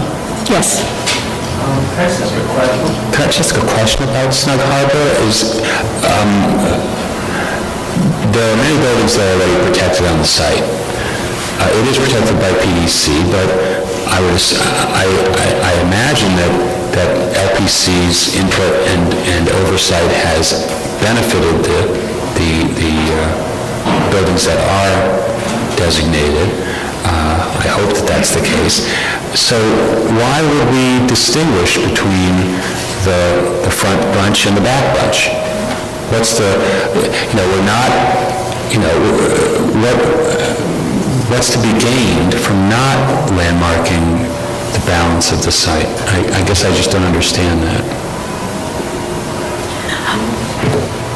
Well, I guess there are a couple of things just in terms of our priorities. I think that, first of all, I think sort of moving forward, this is a historic district and it does take a lot of our resources, and if we believe it's not going to be successful in the council, that's obviously one of the reasons why we're recommending that we don't do this at this time. I think at some point, Snug Harbor should be looked at again, and maybe it's not a historic district, maybe it's more of other individual buildings, and we can continue to explore that in the future. I think right now we're pretty confident that in fact it is very well regulated. There's no additional development rights that are available, and that they're controlled not only by PDC but by other layers of government, including city planning, because it's part of their special districts as well. So it's a timing issue more than anything else, and so I think we will, and we've heard from them that they'll continue to sort of work with us, and I feel confident sometime in the future that we'll be able to circle back and go back and actually look at what would be the appropriate boundaries, or what would be the buildings that we should designate that fall within the family that's already been designated. Yes, I just wanted to ask a question about a couple. St. Mary's Church, Rectory, and Parish Hall. Was there any discussion with the church about just landmarking the church, as opposed as they're to get, obviously they're complex together, but I assume that church, the rectory was built later in the summer in the parish house? I'm just wondering if there might be more flexibility if we were looking at just the church. This is just a question about today perhaps, but We did have quite a bit of outreach with the church, and we will continue to. At this time, they are opposed, but I think this is one that we can continue those conversations with them. Okay. And the other question was about Lakeland House, that obviously we were just trying to capture the original as opposed to... Yes, the calendared site... That's just such a very old property. It is very old. It was rebuilt largely, and while the lot is quite a bit larger, it seemed that the designation was intended just for the house. But you feel that the house has really, itself, has had a lot of changes. It has had a lot of alterations, and it was just the balance for the priority of the council member opposition, owner opposition, and the alterations themselves. I mean, Lakeland House is also, not that it's necessarily relevant here, it's a site which is a part, which is under the jurisdiction of the BSA, because they've allowed commercial use in it. And I think it was in 2002 or 3 that they reconstructed the building. I think only the walls are historic, but the roof is not. And so there's been significant alterations, even though perhaps in the spirit of keeping what was the architecture of the building. So there's, I think changes that have to happen to the site anyway have to go before the BSA. That gives us some opportunity to sort of weigh in at that moment. But I think the issue here is really that both the owner and the council member have come out very strongly saying that they're not going to support this. Okay. Yeah. Yes. Thanks. I'd like to for us to talk a little bit more about St. Mary's Episcopal Church complex and to read from the original calendar report by staff, who considered this among the most important examples of Gothic revival architecture in New York City. As a representative of a major mid-19th century movement in Episcopal Church design known as ecclesiology, and which reflected a return to medieval English architectural styles and building methods. In my view, this is a building that would be landmarked in any other place.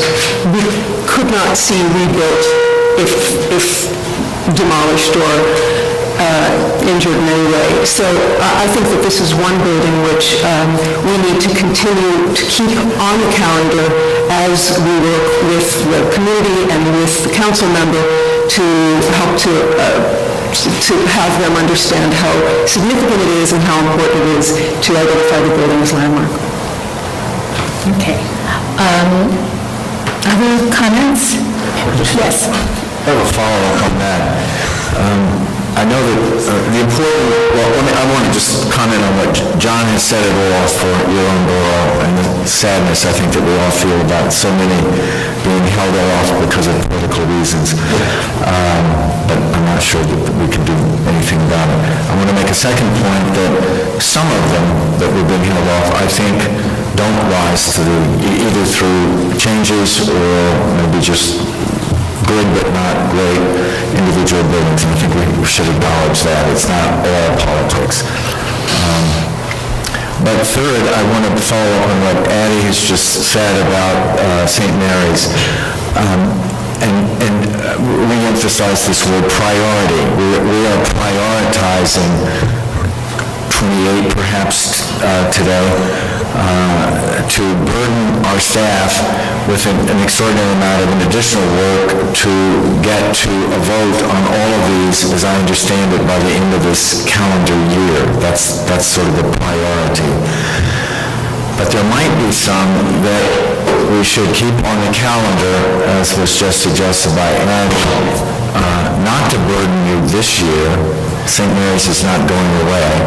It's not going to be demolished.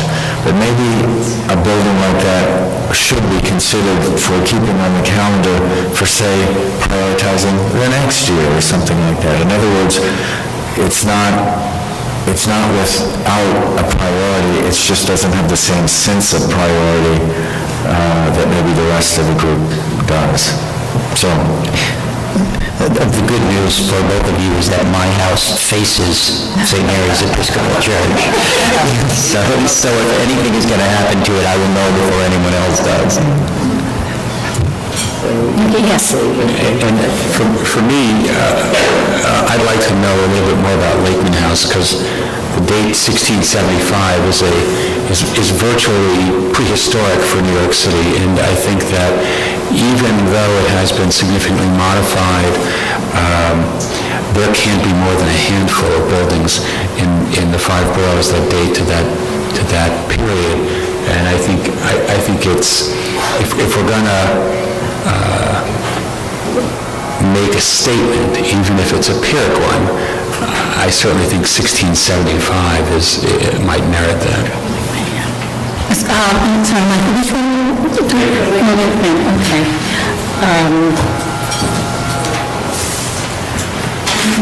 It is historic, and it deserves preservation, I think.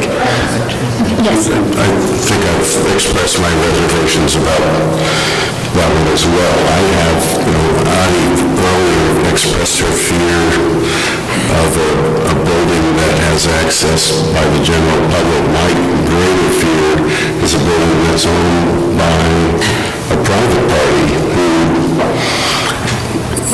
isn't bird-dogged by people coming in and out of the building. I have much greater fear of a private party coming in and knocking something like that down. And I'm sure I'll receive some heat about this, but in my opinion, ultimately, city council members come and city council members go, and they have different opinions about what the greater public finds signs to be historic and of historic value. And I think it is incumbent upon us to make sure that things stay as long as they can. Okay, I just, again, trying to understand, so, Michael, your point being that, I would like to see the Lakeland House. okay, all right. Or at least protected until such point as we consider designation, not removed. All right, so it seems that, I'm going to just note that there are 3 items in play, right, with St. Mary's. I think just St. Mary's and Lakeland, is it? Yeah, Lakeland. The 2. And how, well, what about the other commissioners? Yeah, I agree with them on Lakeland. I'm more worried about Lakeland than I am about St. Mary's, for personal reasons. But, Lakeland, I know the owner of the house, and while I don't have any concern that that person's going to do anything, the concern I have is that the business gets sold. It is an incredibly well-located piece of property, and so I do agree with you, there is a significant risk of what happens under future ownership. Okay, well, why don't we do this? Why don't we keep Lakeland on the calendar? I will urge all the commissioners to perhaps take site visits, because it is, I know that I've gone out there and other staff has, and its location within the complex, has, I think, compromised it to some degree. I understand it's a very, very old building, but it's worthwhile, I think, for some of the experts over here to also just look at the material. We also have plans with us which show what changes have taken place. But I think that's fine. We can keep that on the calendar. Chair, one of the things that having an extreme interest in New World Dutch buildings, having worked on many of them, I think that it would be difficult, again, to find a New World Dutch house on Staten Island or anywhere else in the Hudson Valley, practically, that hasn't been somehow compromised by the urban growth. So it's... But that's the charm of them, is that they do stand out like sore thumbs, and they jar you into realizing that the street grid that we have is a relatively recent thing. It's just popping up from another layer, and that makes them much more precious. All the more, right, exactly. They shout out their age better. Okay.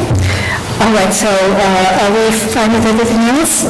Okay, so taking that out of the motion, I move based on the background presentation and discussion of the Landmarks Preservation Commission taking no action with respect to the following calendar items from the Borough of Staten Island.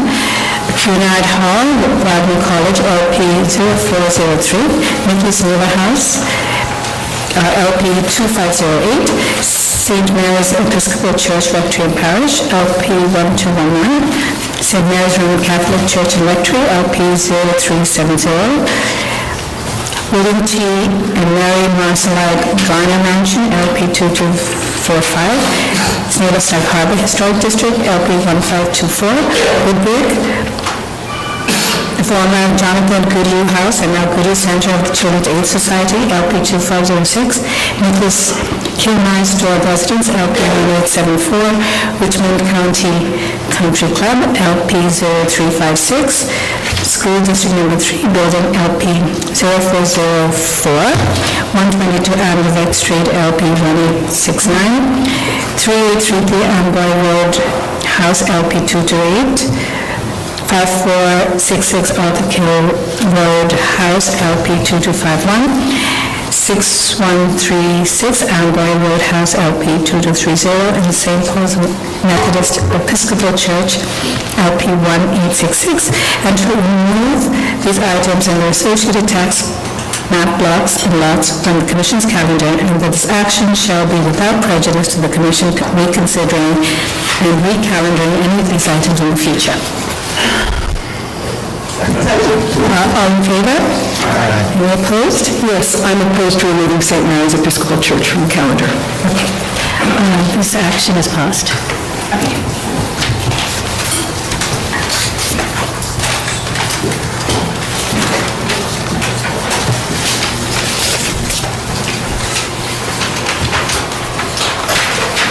Finally, Commissioners, staff will recommend 4 sites, staff does recommend that 4 sites be removed from the calendar based on merit. Sunny Gray House has been heavily altered and is virtually unrecognizable with the exception of its massing. Window openings have been reconfigured, window surrounds, sashes, siding, and the front door have all been replaced. The corner pilasters have been removed, and there appear to be a number of side rear additions. Research staff believes this building no longer merits the criteria for designation and recommends the Commission vote to remove from the calendar based on merit. The Abraham A. Crochon House, which the Commission had calendared in the late 1960s, was demolished in 1975 and now contains multi-family housing. Consequently, research staff recommends the Commission vote to remove the lot from the calendar. Research staff recommends the Commission to vote to remove the Fountain Family Graveyard from the calendar. In 1966, the Commission calendared the incorrect lot, which is adjacent to the former cemetery, now owned by New York City Parks Department. And I just want to point this out. This is what is the Fountain Family Graveyard, which is New York City Parks. And this is the calendared site. Oops. The calendared lot includes a privately owned contemporary house and a swimming pool. And finally, research staff recommends the Commission vote to remove the Dorothy Day historic site from the calendar based on merit. The buildings at the site that the Commission sought to preserve, including Dorothy Day's cottage, and you can see the cottages below, were demolished. Staff has been working with the Department of City Planning and other city agencies to memorialize Day's presence in connection with the eventual redevelopment of the site. All right, are there questions? Have questions? Okay. Comment? Okay, go ahead. So I recognize that the Dorothy Day site is unusual in that the original buildings which were calendared for designation were demolished, but it's called a historic site up there, Dorothy Day Historic Site, and I actually propose that we consider a scenic landmark or a landscape landmark here. And I recognize that in the past, the Commission has not identified and designated scenic landmarks that were unimproved. But I think here, this is the point.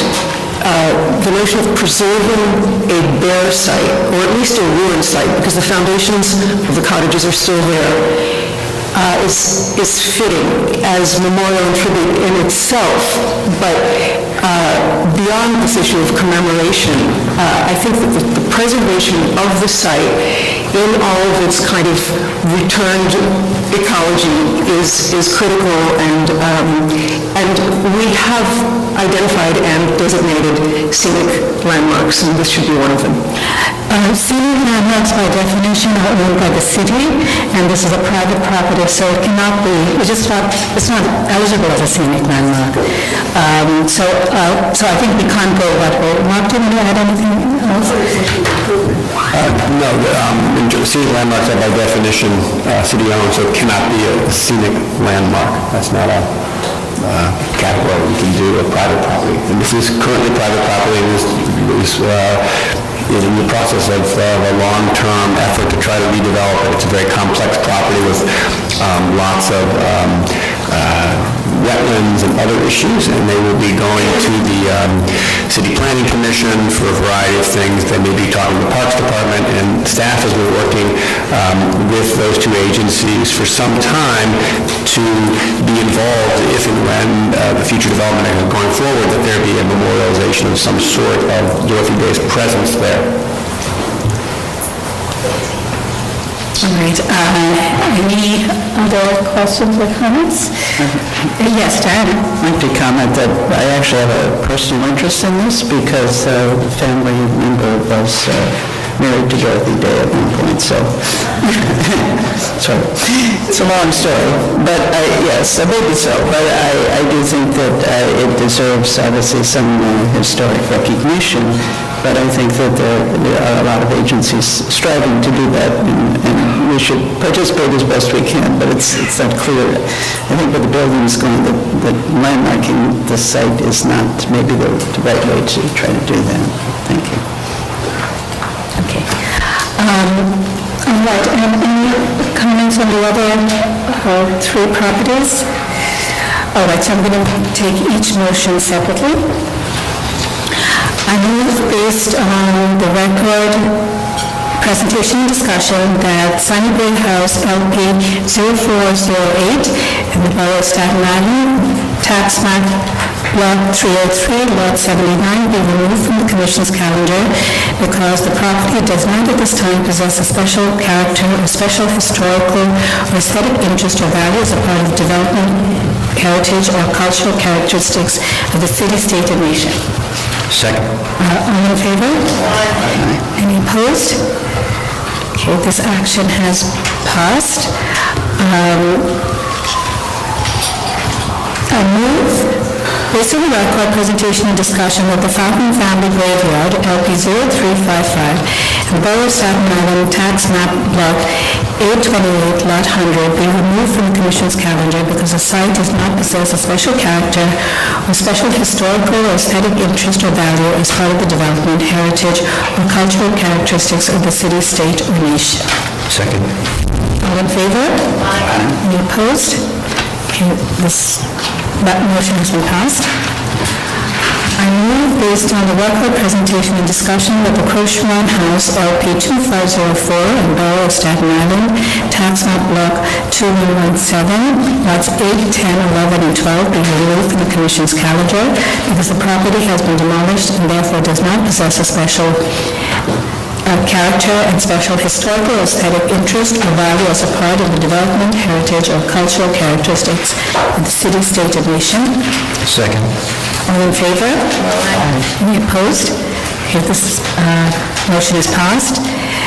And finally, I move that the Dorothy Day Historic Site, LP 2092, and the Borough of Staten Island tax map block 6431, lot 1, in parts be removed from the Commission's calendar for the reasons set forth in the record presentation and discussion. Second. All in favor? Any opposed? I'm opposed.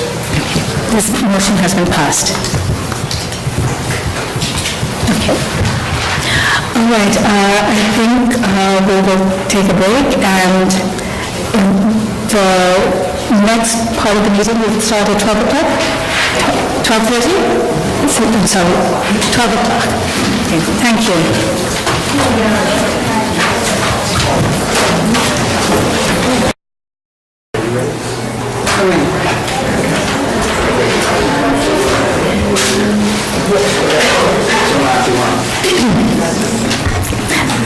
Good afternoon, everyone. We're going to start the second half of today's public meeting.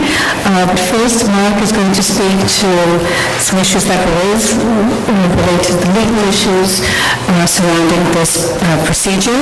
The Commission has heard this, but this will inform members of the public as well. Thank you, Chair. Commissioners, again, just to reiterate what I said this morning about your authority to manage the calendar because you've determined that items are not priorities. The Commission has ample and inherent authority to manage items on its calendar. Courts have recognized the Commission has unfettered discretion to control its calendar, and there's extensive precedent for the Commission to remove items from its calendar without taking a formal vote on the merits. For decades, the Commission has utilized this procedure to manage the calendar. The Landmarks Law imposes few obligations on the Commission in the designation process.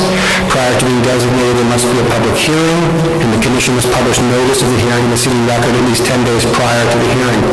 In addition, the owner must receive notice by mail. Finally, a quorum of 6 commissioners must vote to designate. After After that, the designation is referred out to various city agencies and the council. There's nothing in this letter or spirit of the law that explicitly or implicitly limits the commission's authority to control its calendar by removing items that it determines are not priorities. The law provides no standards for how something gets on the commission's calendar or how long it may remain, or when a vote must occur, nor is there any requirement that the commission vote up or down on every item of this calendar. The law is not so mechanistic. In fact, it is the opposite, granting the commission broad discretionary power to set priorities, manage the calendar, and accomplish the statutory goals as it sees fit. Yes, sir. Commissioners, I just also want to go through the overview of the background on this process and the overview of the presentation again.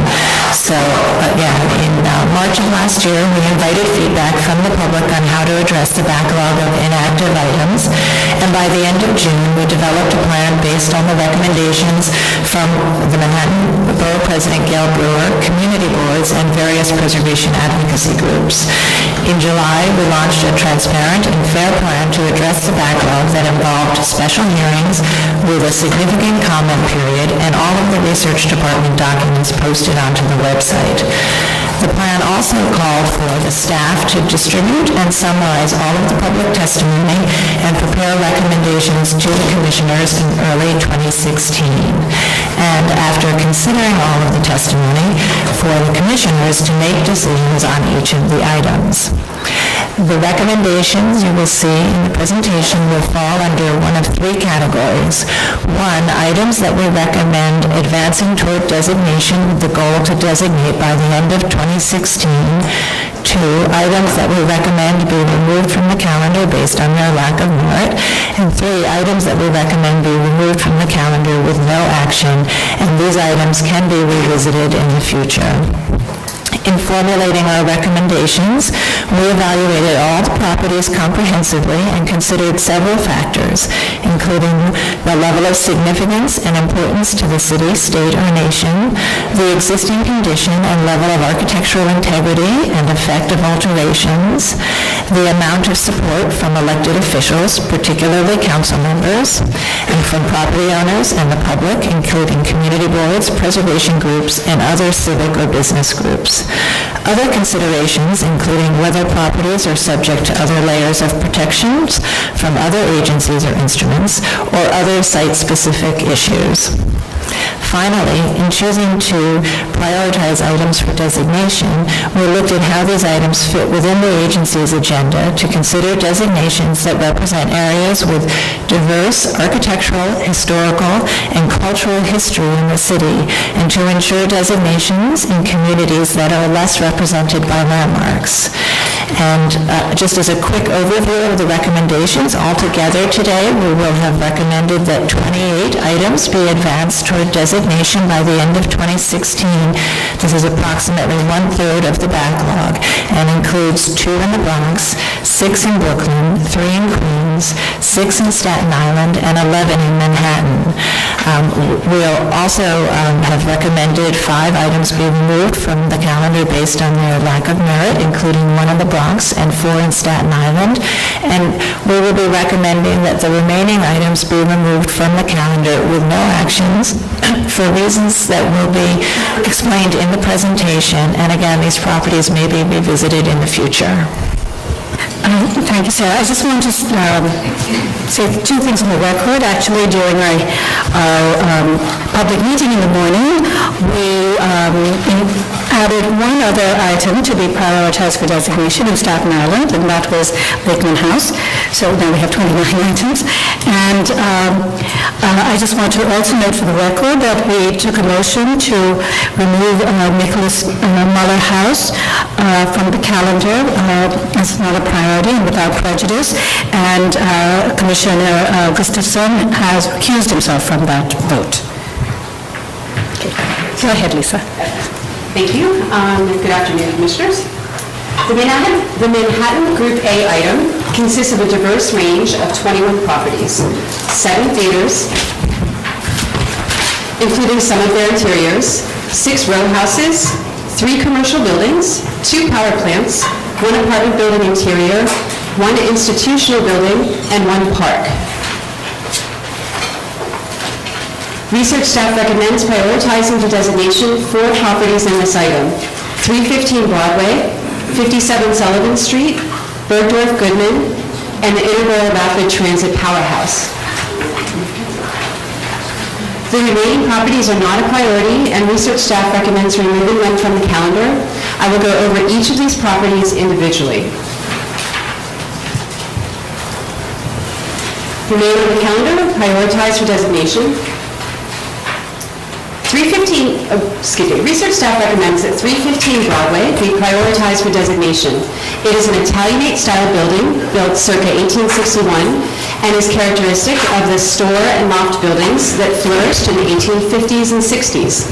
There are a number of individually landmarked stores and flats buildings along this stretch of Broadway between Chambers and Worth Streets, including two on this block that are similar in their architecture and typology, and together they represent a period when this part of Broadway was the premier wholesale textile and dry goods district. Councilmember Chin supports designation, and this item received considerable support in the backlog hearing. 57 Sullivan Street is a fine example of the federal style, attributed to Mason David G. Bogert and E. McCreary, and constructed circa 1816 to 17. While there have been some alterations over time, including the building being raised to a full third story by 1858, the building retains many significant federal details. The 1858 addition is typical of the historic evolution of the federal-style buildings and is a significant layer in its history. Councilmember Johnson supports designation, and this item received considerable support. Bergdorf Goodman was designed by Eli Jacques Kahn and is noted as an example of contextual design relating architecturally to its older neighbors on a prominent plaza. It was designed as 7 separate buildings, which read as a cohesive whole in terms of their style. Bergdorf Goodman has been a tenant since the building was built in 1927 to 28 and bought the entire complex in 1935. Bergdorf Goodman contributes to Fifth Avenue's role as New York City's most prestigious shopping street. It was built shortly after the Altmans, Lord & Taylor, and Saks Fifth Avenue, all New York City landmarks designed in similar styles and materials. And together, these iconic buildings tell the history of premier shopping in New York City in the early 20th century. Despite the 1980s ground floor alterations, Kahn's original design intent is clearly legible, and staff recommends the building be prioritized for designation. This item generated considerable support at the backlog hearing.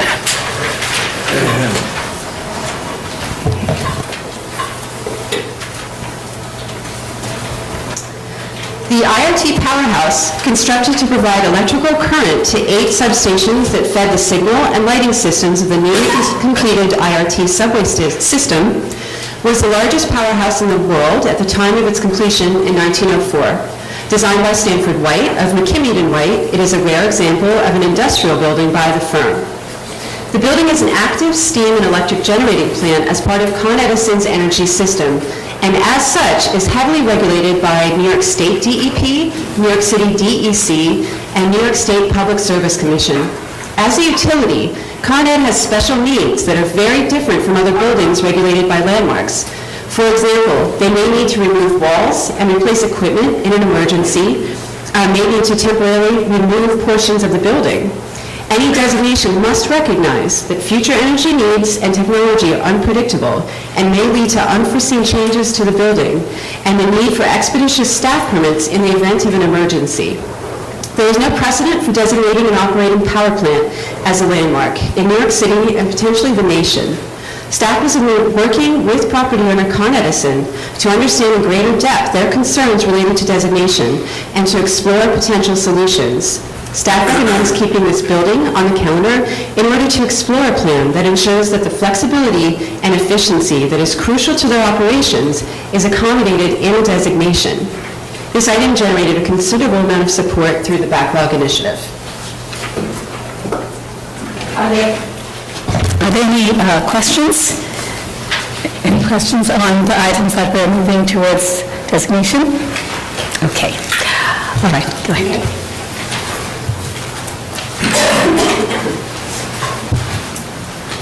Okay, removed from calendar, not a priority. 143 Chambers Street building is characteristic of store and loft type that flourished in the 1850s to 70s, a type that is well represented in the existing 5 Tribeca historic districts. The building was calendared in tandem with the Tribeca West Historic District and several other buildings that fell just outside the district's boundaries. Research staff believes that this is a historic district-level building and does not merit individual landmark status and therefore is not a priority. While this item generated considerable support in the backlog process, the Excelsior Power Company building is extensively altered, and therefore staff recommends it is not a priority. Constructed in 1888, it is a Romanesque revival-style structure designed by William C. Gunnell. It dates to the earliest years of electrical power generation in the United States. As part of the building's conversion to apartments, there were a number of significant and unsympathetic alterations, most notably an intrusive rooftop addition that is highly visible over the building's main facade, replacing windows, insensitive ground floor alterations, and door replacements. The James McCreary and Company building is heavily altered, and therefore staff recommends it is not a priority for designation. It was once a significant cast iron store designed by a prominent architect. However, the 1974 alterations compromised the building's architectural integrity. After a 1971 fire, the building converted to a residential use and a new, highly visible 2-story rooftop addition was constructed. Windows were replaced, the cast iron base saw major alterations, including stripping most decorative details, and a modern marquee on 11th Street was added. It generated considerable support in the backlog hearing. 138 Second Avenue is heavily altered, and research staff questions whether it still merits designation as an individual landmark. It was built as a federal-style house in 1832 to 33. In the late 19th century, the 4th story was enlarged, an Italianate-style cornice and stoop railing were installed, and later a projecting bay, the basement, and parlor floor levels were added. A 2-story storefront addition was also added, which detracts from the character of the facade. Research staff recommends that 2 Oliver Street is not a priority. The house is owned by the adjacent Mariners Temple Baptist Church, which is itself a designated landmark. The backlog hearing, representatives of the church raised concerns regarding the designation and the responsibilities of having a second designated building. 2 Oliver Street is a federal-style row house built by an unknown builder, 1820 to 22, which was raised 1 story at some point. This item received considerable support.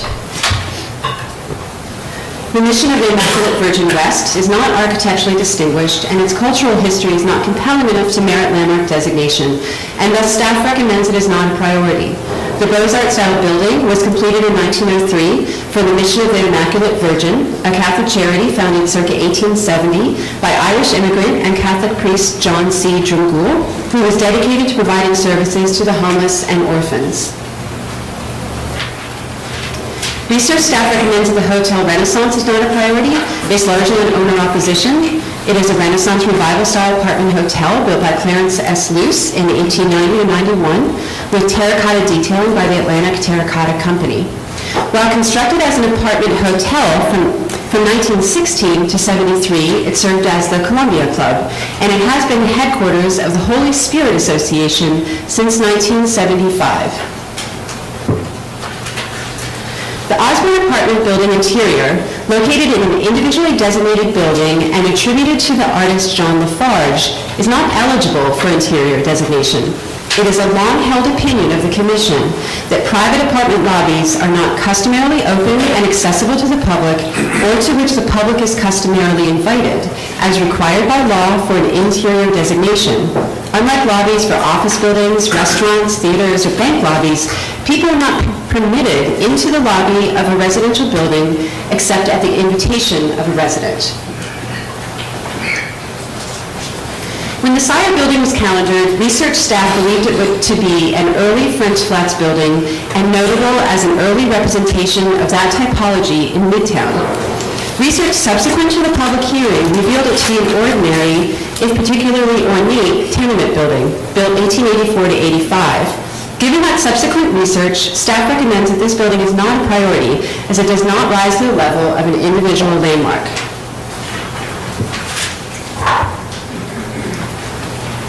Since 1861, when the first political demonstration was held, Union Square Park has been a site known for political activism. However, due to extensive alterations that have removed all of its original design elements and most of the features that relate to the park's cultural significance as a gathering place, staff believes the park no longer qualifies for designation as a scenic landmark, nor as an individual landmark. There have been very significant alterations through the park's history. In 1929, the park was completely demolished to make way for the new Union Square subway station. The colonnaded bandstand dates from 1935 to 36. The current plan dates almost entirely from the 1980s, when the park underwent a major renovation that included creating a new plaza at the south end of the park, relocating paths, planting a central lawn, and the addition of 2 subway kiosks. 2 new playgrounds were constructed in 1993 to 94.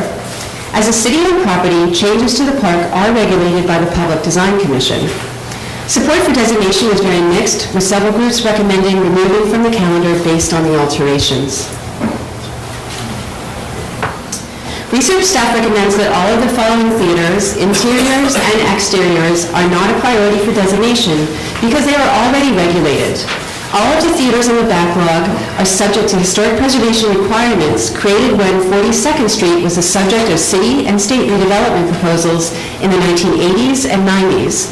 These requirements ensure that the theaters are maintained and preserved and are implemented by a committee, which includes an LPC committee member and a professional preservationist.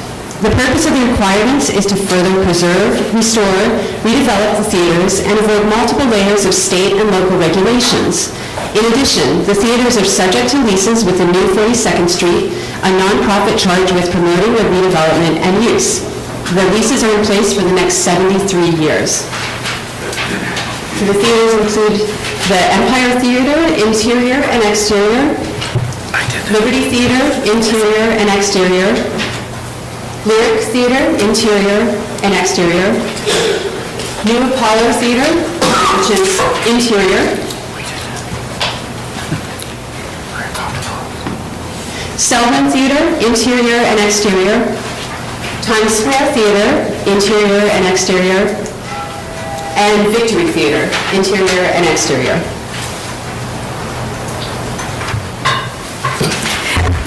Thank you, Lisa. All right, commissioners have any questions or comments? Yes, Fred. I'm slightly agonizing over Hotel Renaissance, I guess it's called. I know it's owner opposition that is the chief issue here, as opposed to quality of the building. It may not be the same quality of the building across the street by Stanford White, but it seems to me to be a very interesting building, and I'm just kind of wondering about it. Wondering if others are wondering about it. Okay, yes. Other comments? Yes, Diana? Yeah, I'd like to, I guess, is the issue of the federal building. We've sought really to preserve those wherever possible, even when there have been some alterations. And I guess the question is, why not in this case?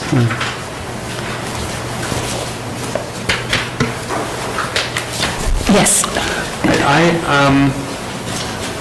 I would have questions about a couple other ones. The first one being the power plant. I think that the power plant the reasons were the degree of modification, but as we know, windows change every 20 years or so, and I think that while we can't, and I think that while the rooftop addition is visible, the fact that the street is such a narrow street means that I think the impact of the rooftop addition is significantly less than, let's say, McCreary, where it really dominates the building. And I think within the course of normal building maintenance and operations,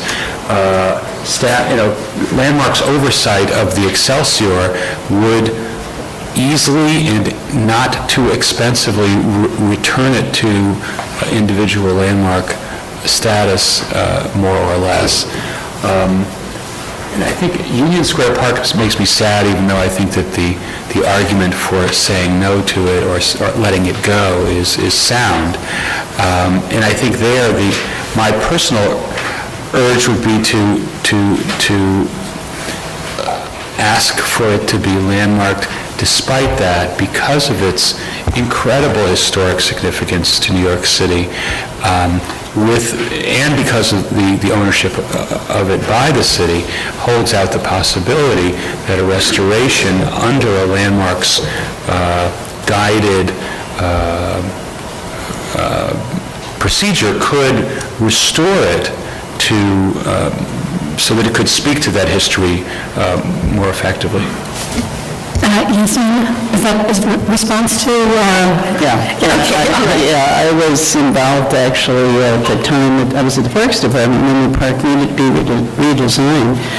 And it was a terrific success from a use point of view because it was really populated by a lot of drug use and significant problems with it at that time.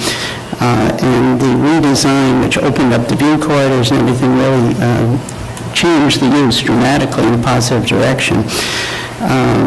So I think the question is, what would you go back to when you're with a landscape? When you're talking about something like Central Park or Prospect Park or something, with a park like this that's had a significant redesign, what's the appropriate thing to return to that really represents? Clearly, this is a great landmark from the point of view of its cultural history. There's no question about that. But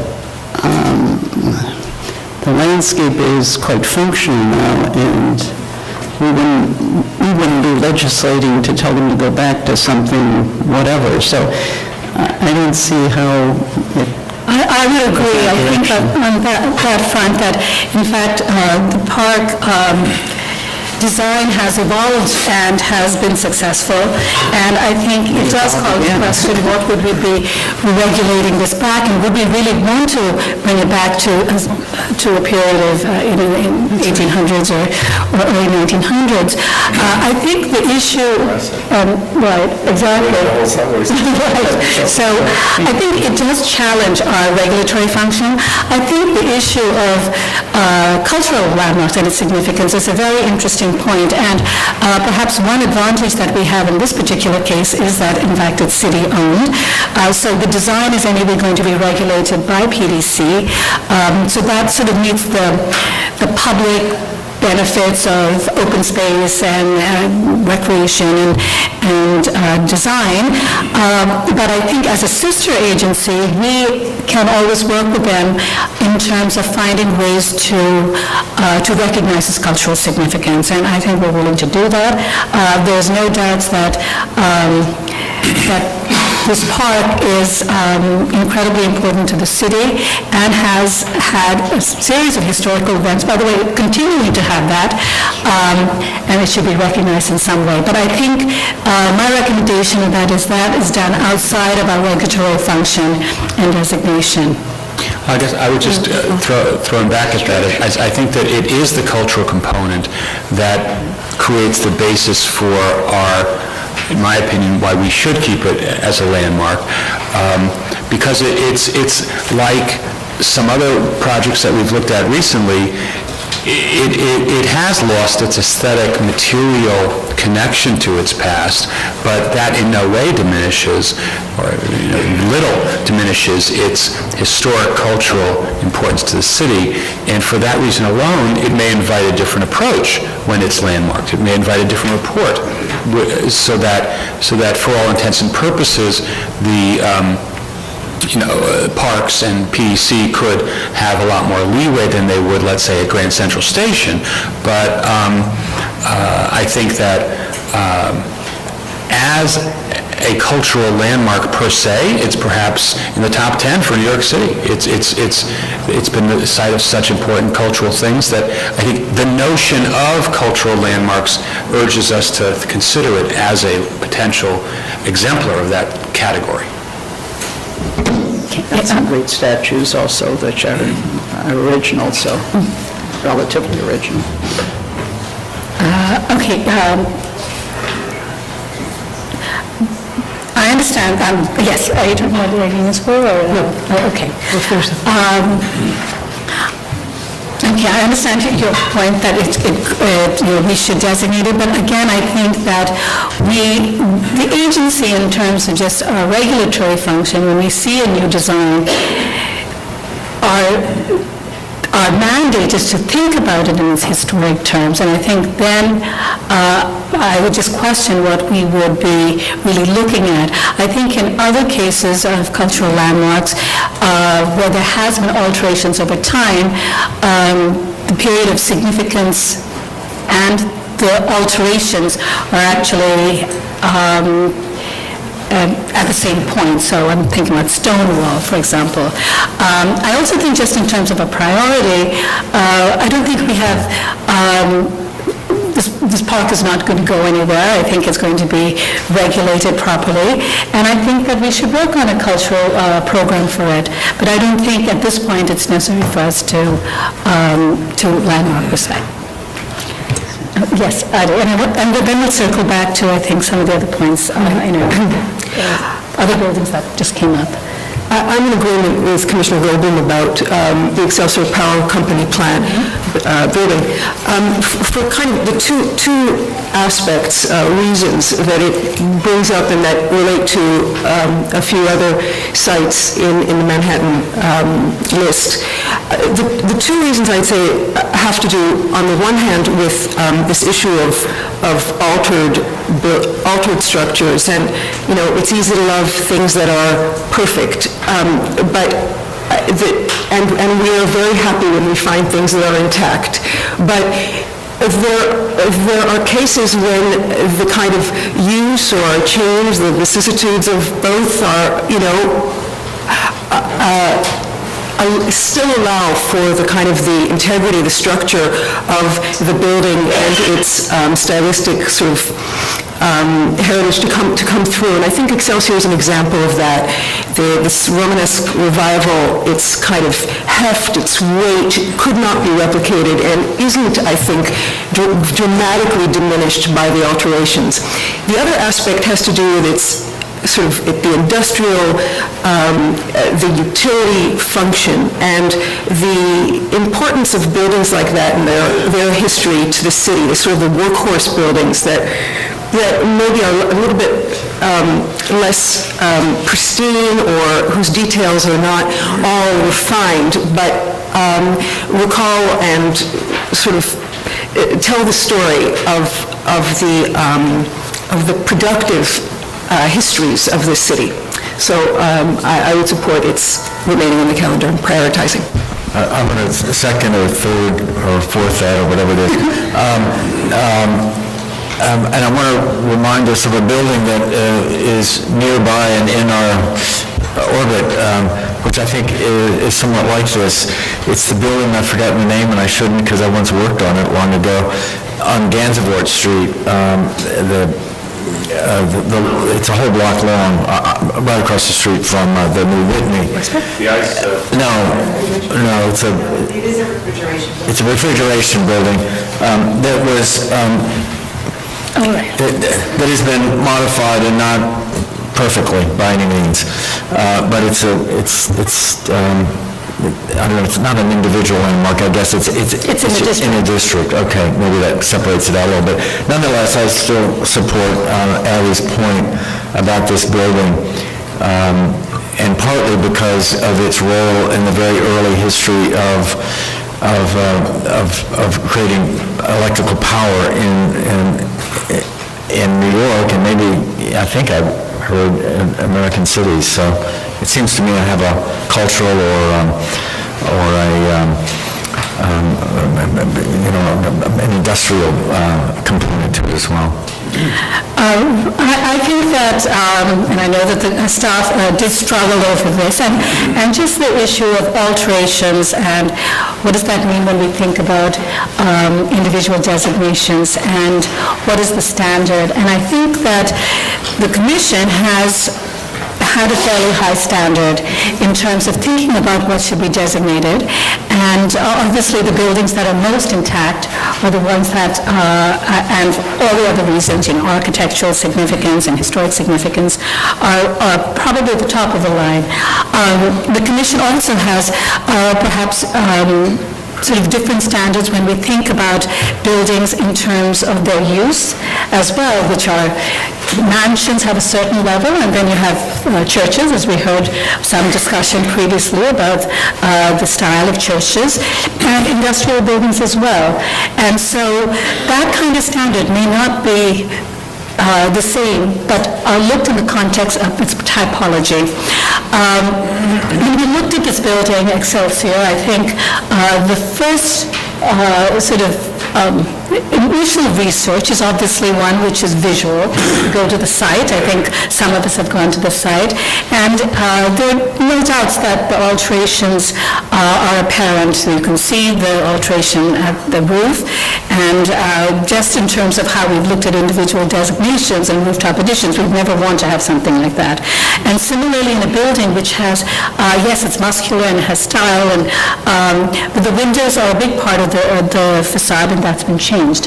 However, I think, and I can agree with the Commission on this issue, if we look at the significance of other aspects in terms of its history as being a utility building, as being power, as being one of the first, being in Lower Manhattan, I think those significant aspects may, in fact, sort of override some of these other issues regarding the alterations. There's another building on this list which has also significant alterations, and 2 stories, McCrory Building, and I think that we can distinguish this from that building because that building is a cast iron building and it has representation in many districts. It has it in Soho, NoHo, it has it in other parts of both in Manhattan and in other boroughs. So, but I think the Excelsior PowerPoint is different because its history is very specific and unique to this building. I think McCreary is also, the visible top of it is so extraordinarily visible and so extraordinarily long that it's compromised the whole building. So I think if the commissioners, and since we've heard these comments, I think that we could not take it off and actually prioritize it for designation in 2016. Are we fine with the rest of the buildings?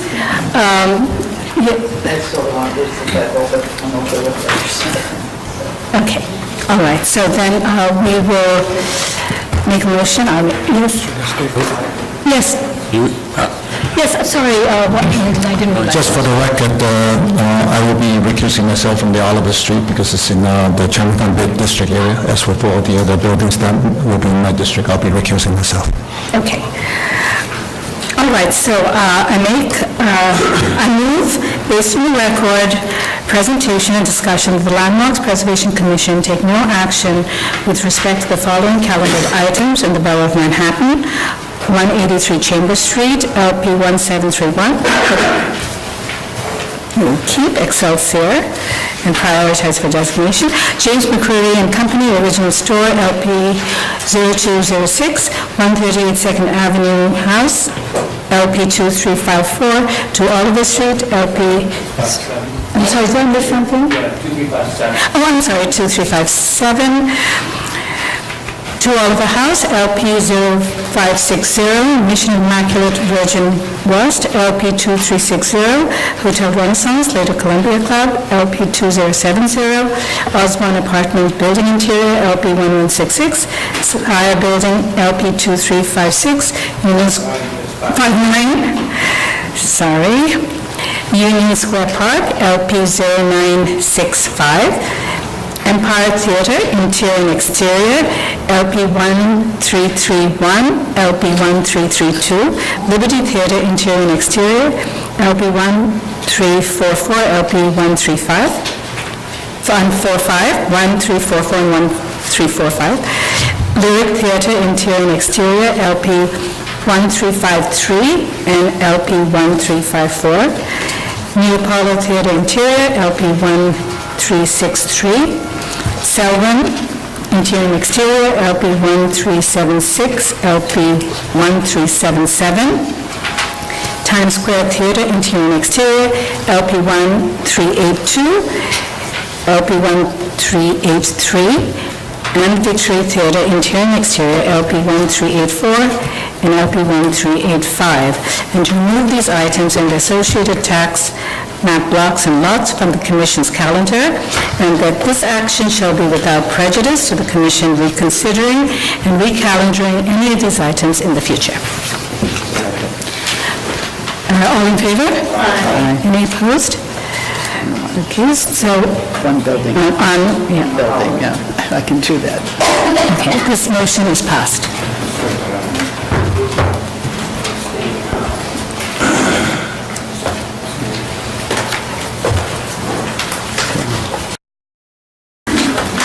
Okay, now to our final item.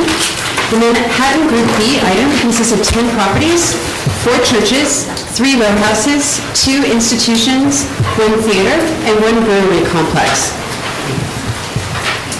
Research staff recommends prioritizing for designation 6 properties in this item: the Edgar J. Coffin Conference Rooms, St. Michael's Episcopal Church, Parish House and Rectory, 412 East 85th Street, St. Joseph's Church, Young Men's Christian Association Building, Harlem Branch, St. Paul's Church, Lowe's 175th Street Theater. Research staff recommends that the remaining properties be removed from the calendar as they are not a priority: 150 East 38th Street, President Chester A. Arthur House, the Yingling Brewery Complex, and St. Paul's Rectory. Remain on the calendar.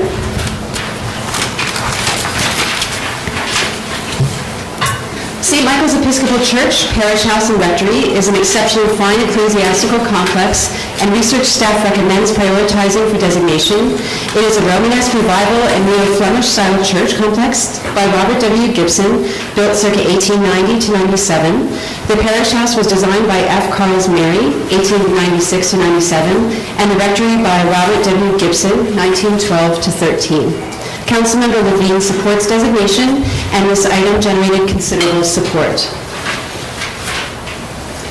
412 East 85th Street is a rare wood frame house on the Upper East Side, and staff recommends prioritizing for designation. The vernacular style house is one of only 6 pre-Civil War wood frame houses to remain on the Upper East Side, and serves as a reminder of the earliest period of construction in this area of the borough. After the current owners bought the house in 1996, they recreated the porch, restored the wood facade, and changed the windows. Councilmember Kalos supports designation, as do the owners. Research staff recommends prioritizing for designation St. Joseph's Church based on its architectural significance and for its association with the Harlem's Civil War era development.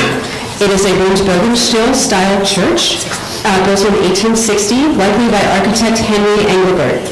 In 1889, a re-addition was built, which was designed by Herder Brothers, German immigrants who designed tenements, churches, and the designated Eldridge Street Synagogue. St. Joseph's was constructed for a German Catholic congregation and is a remnant of a community that was once Harlem's major ethnic and immigrant groups. Staff recommends prioritizing for designation the YMCA Harlem branch to recognize its unique cultural significance to Harlem. It is a neo-Renaissance-style building designed by John Jackson in 1918. It was the first YMCA built in Harlem to cater to the increasing African-American population in the neighborhood and served as a meeting spot for civil rights and arts groups.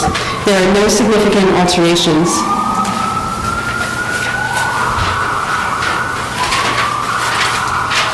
St. Paul's Roman Catholic Church is an architecturally significant building in East Harlem, which staff recommends to prioritize for designation. The church, school, and rectory buildings were all erected in 1904 to 08 and were designated by the firm of Neville and Bagg in the Romanesque style. The church building is by far the most significant of the 3 calendared St. Paul's buildings and merits designation on its own. Staff recommends removing the more modest school building that faces East 108th Street from the calendared site in a future designation. And just to point out, this is the school on East 118th Street.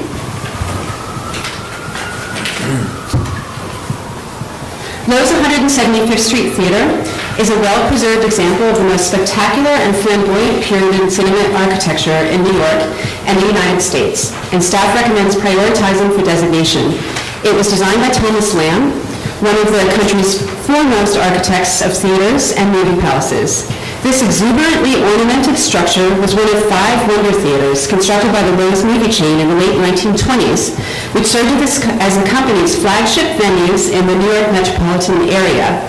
Occupying an entire city block, the theater features 4 designed facades that are decorated with ornament drawn from the traditional architecture of India and the Middle East. It is remarkably intact, with alterations limited to the cladding of the rooftop pavilion. Councilmember Rodriguez wrote in opposition to designation. And I'm sorry that this item is a little out of order. The modern-style conference rooms, lecture hall, and elevator lobby were designed by Alvar Aalto and Elisa Aalto and constructed in 1964 to 65. They are located on the 12th floor of an undesignated 1963 building. It is the only surviving work by Aalto in New York City and one of 4 in the United States. Ada Louise Huxtable hailed the rooms as the most beautiful and distinguished interior New York City has seen in many years after they opened.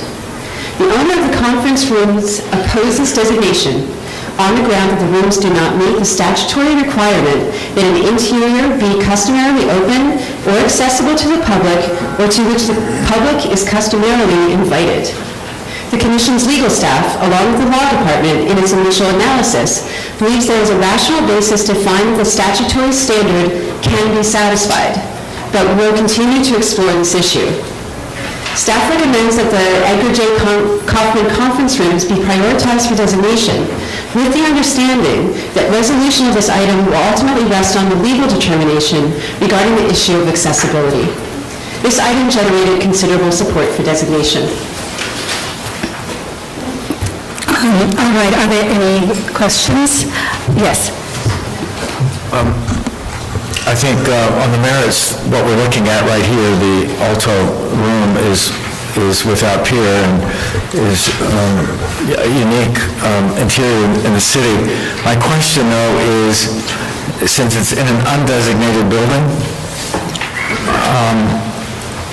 the building can be demolished, theoretically, and the 1963 building may well be demolished and rebuilt. What happens to our designated interior in that case? Well, the commission would be designating the lot on which this building stands, and we would be regulating any proposed work to this building. So they could not demolish the building without approval from the commission, and they could expand the building, they could reskin the building, they could do other things, but they could not demolish the building without an approval from the Landmarks Preservation Commission finding that it was appropriate to do so. Yes. There are other interior spaces that are designated interiors within buildings that are not exterior landmarks. Yeah. And that have this degree of, it's a difficulty of public... The others are primarily theaters. And I think of a few restaurants that are in buildings, right? I think like Delaware will be, I think, within a building. I'm just talking about that. I just want to go back to what Lisa said, that ultimately it will be a question of law, whether it meets the definition or not. And of course, I'm hopeful, but I know that this is being looked at very closely by Mark and Law Department, and we will flesh out all the issues and come back to the Commission. I just want to talk a little bit also about 170 Fitzfried Loew's Theater, which again I think is exemplary in its style, and actually if you go to the site, it is just very prominent. I'm very much aware that the owners, which is a church, have been incredibly respectful to this building and have invested in it. They have not supported this designation and have raised concerns about ongoing maintenance. And I think that, again, we had this discussion in the morning about the commission and its approach to situations like this.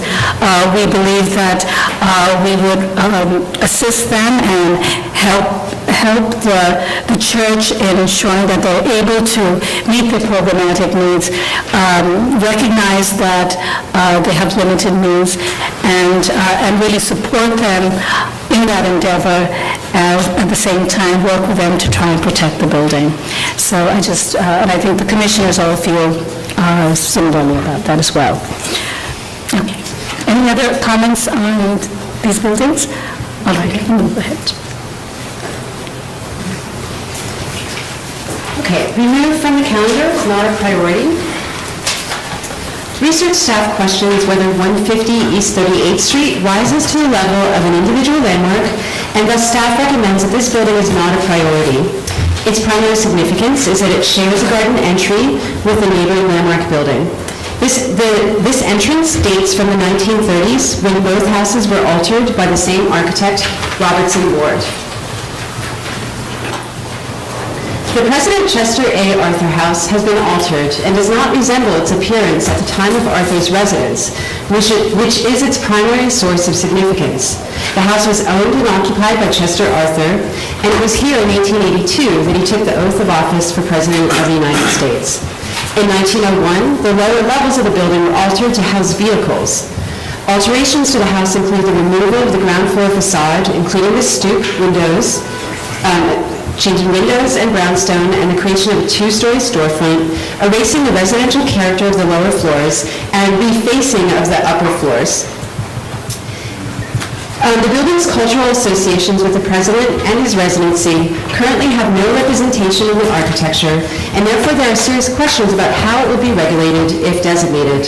For that reason, staff recommends that this is not a priority. When calendared in 1991, the Union Railroad Company complex had far more integrity than today. Nearly every building has had unsympathetic alterations, which has diminished the significance of the entire complex.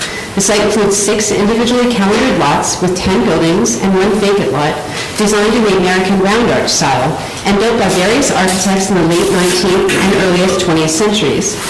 Many of the architectural features that reflected the style have been lost, and the architectural unity of the complex has been compromised, and thus staff recommends that it is not a priority. This item received a large volume of very mixed support, and Councilmember Levine is opposed to designation. While staff recommends prioritizing St. Paul's Church for designation, St. Paul's Rectory, which was calendared separately, is not a priority. It was completed in 1905 and built on a separate lot in conjunction with the church and school. The church building is by far the most significant of the 3 calendared St. Paul's buildings. Are there any questions or comments on these items? All right, if there are no questions and comments, then we can move to, I can make a motion. All right. So I move, based on the record, presentation, and discussion, that the Landmarks Preservation Commission take no action with respect to the following calendared items in the Borough of Manhattan: 150 East 38th Street House, LP 0580, President Chester Arthur House, LP 0578, DG Yingling Brewery Complex, LP 2498, LP 2499, LP 2500, LP 2501, LP 2502, LP 2503, and St. Paul's Rectory, LP 0290, and to remove these items and their associated tax map blocks and lots from the Commission's calendar, and that this action shall be without prejudice to the Commission reconsidering and recalendaring any of these items in the future. Second. All in favor? Aye. Any opposed? So there's no... Oh, yes. Just for the record, I'm only abstaining from item the YMCA building in Harlem. I serve on their board. Okay. All right, so that was something we're not taking any action on it, so that doesn't, we have a motion in front of us regarding that, so that's good. So, so what did I say, make a motion? Yes, so moved. Make a motion to grant? Yes. Aye, okay. Any opposed? Okay, this motion has been passed. Are you going to show the last slide? Okay. Also, I just wanted to let the commission know, as well as members of the public, that we intend to bring to the commission the first group of buildings that we have prioritized for designation on April 12th. I'm just pleased to say that we're advancing in our initiative and are committed again to move the ones that we've prioritized towards designation by the end of 2016. Sarah, do you want to say anything?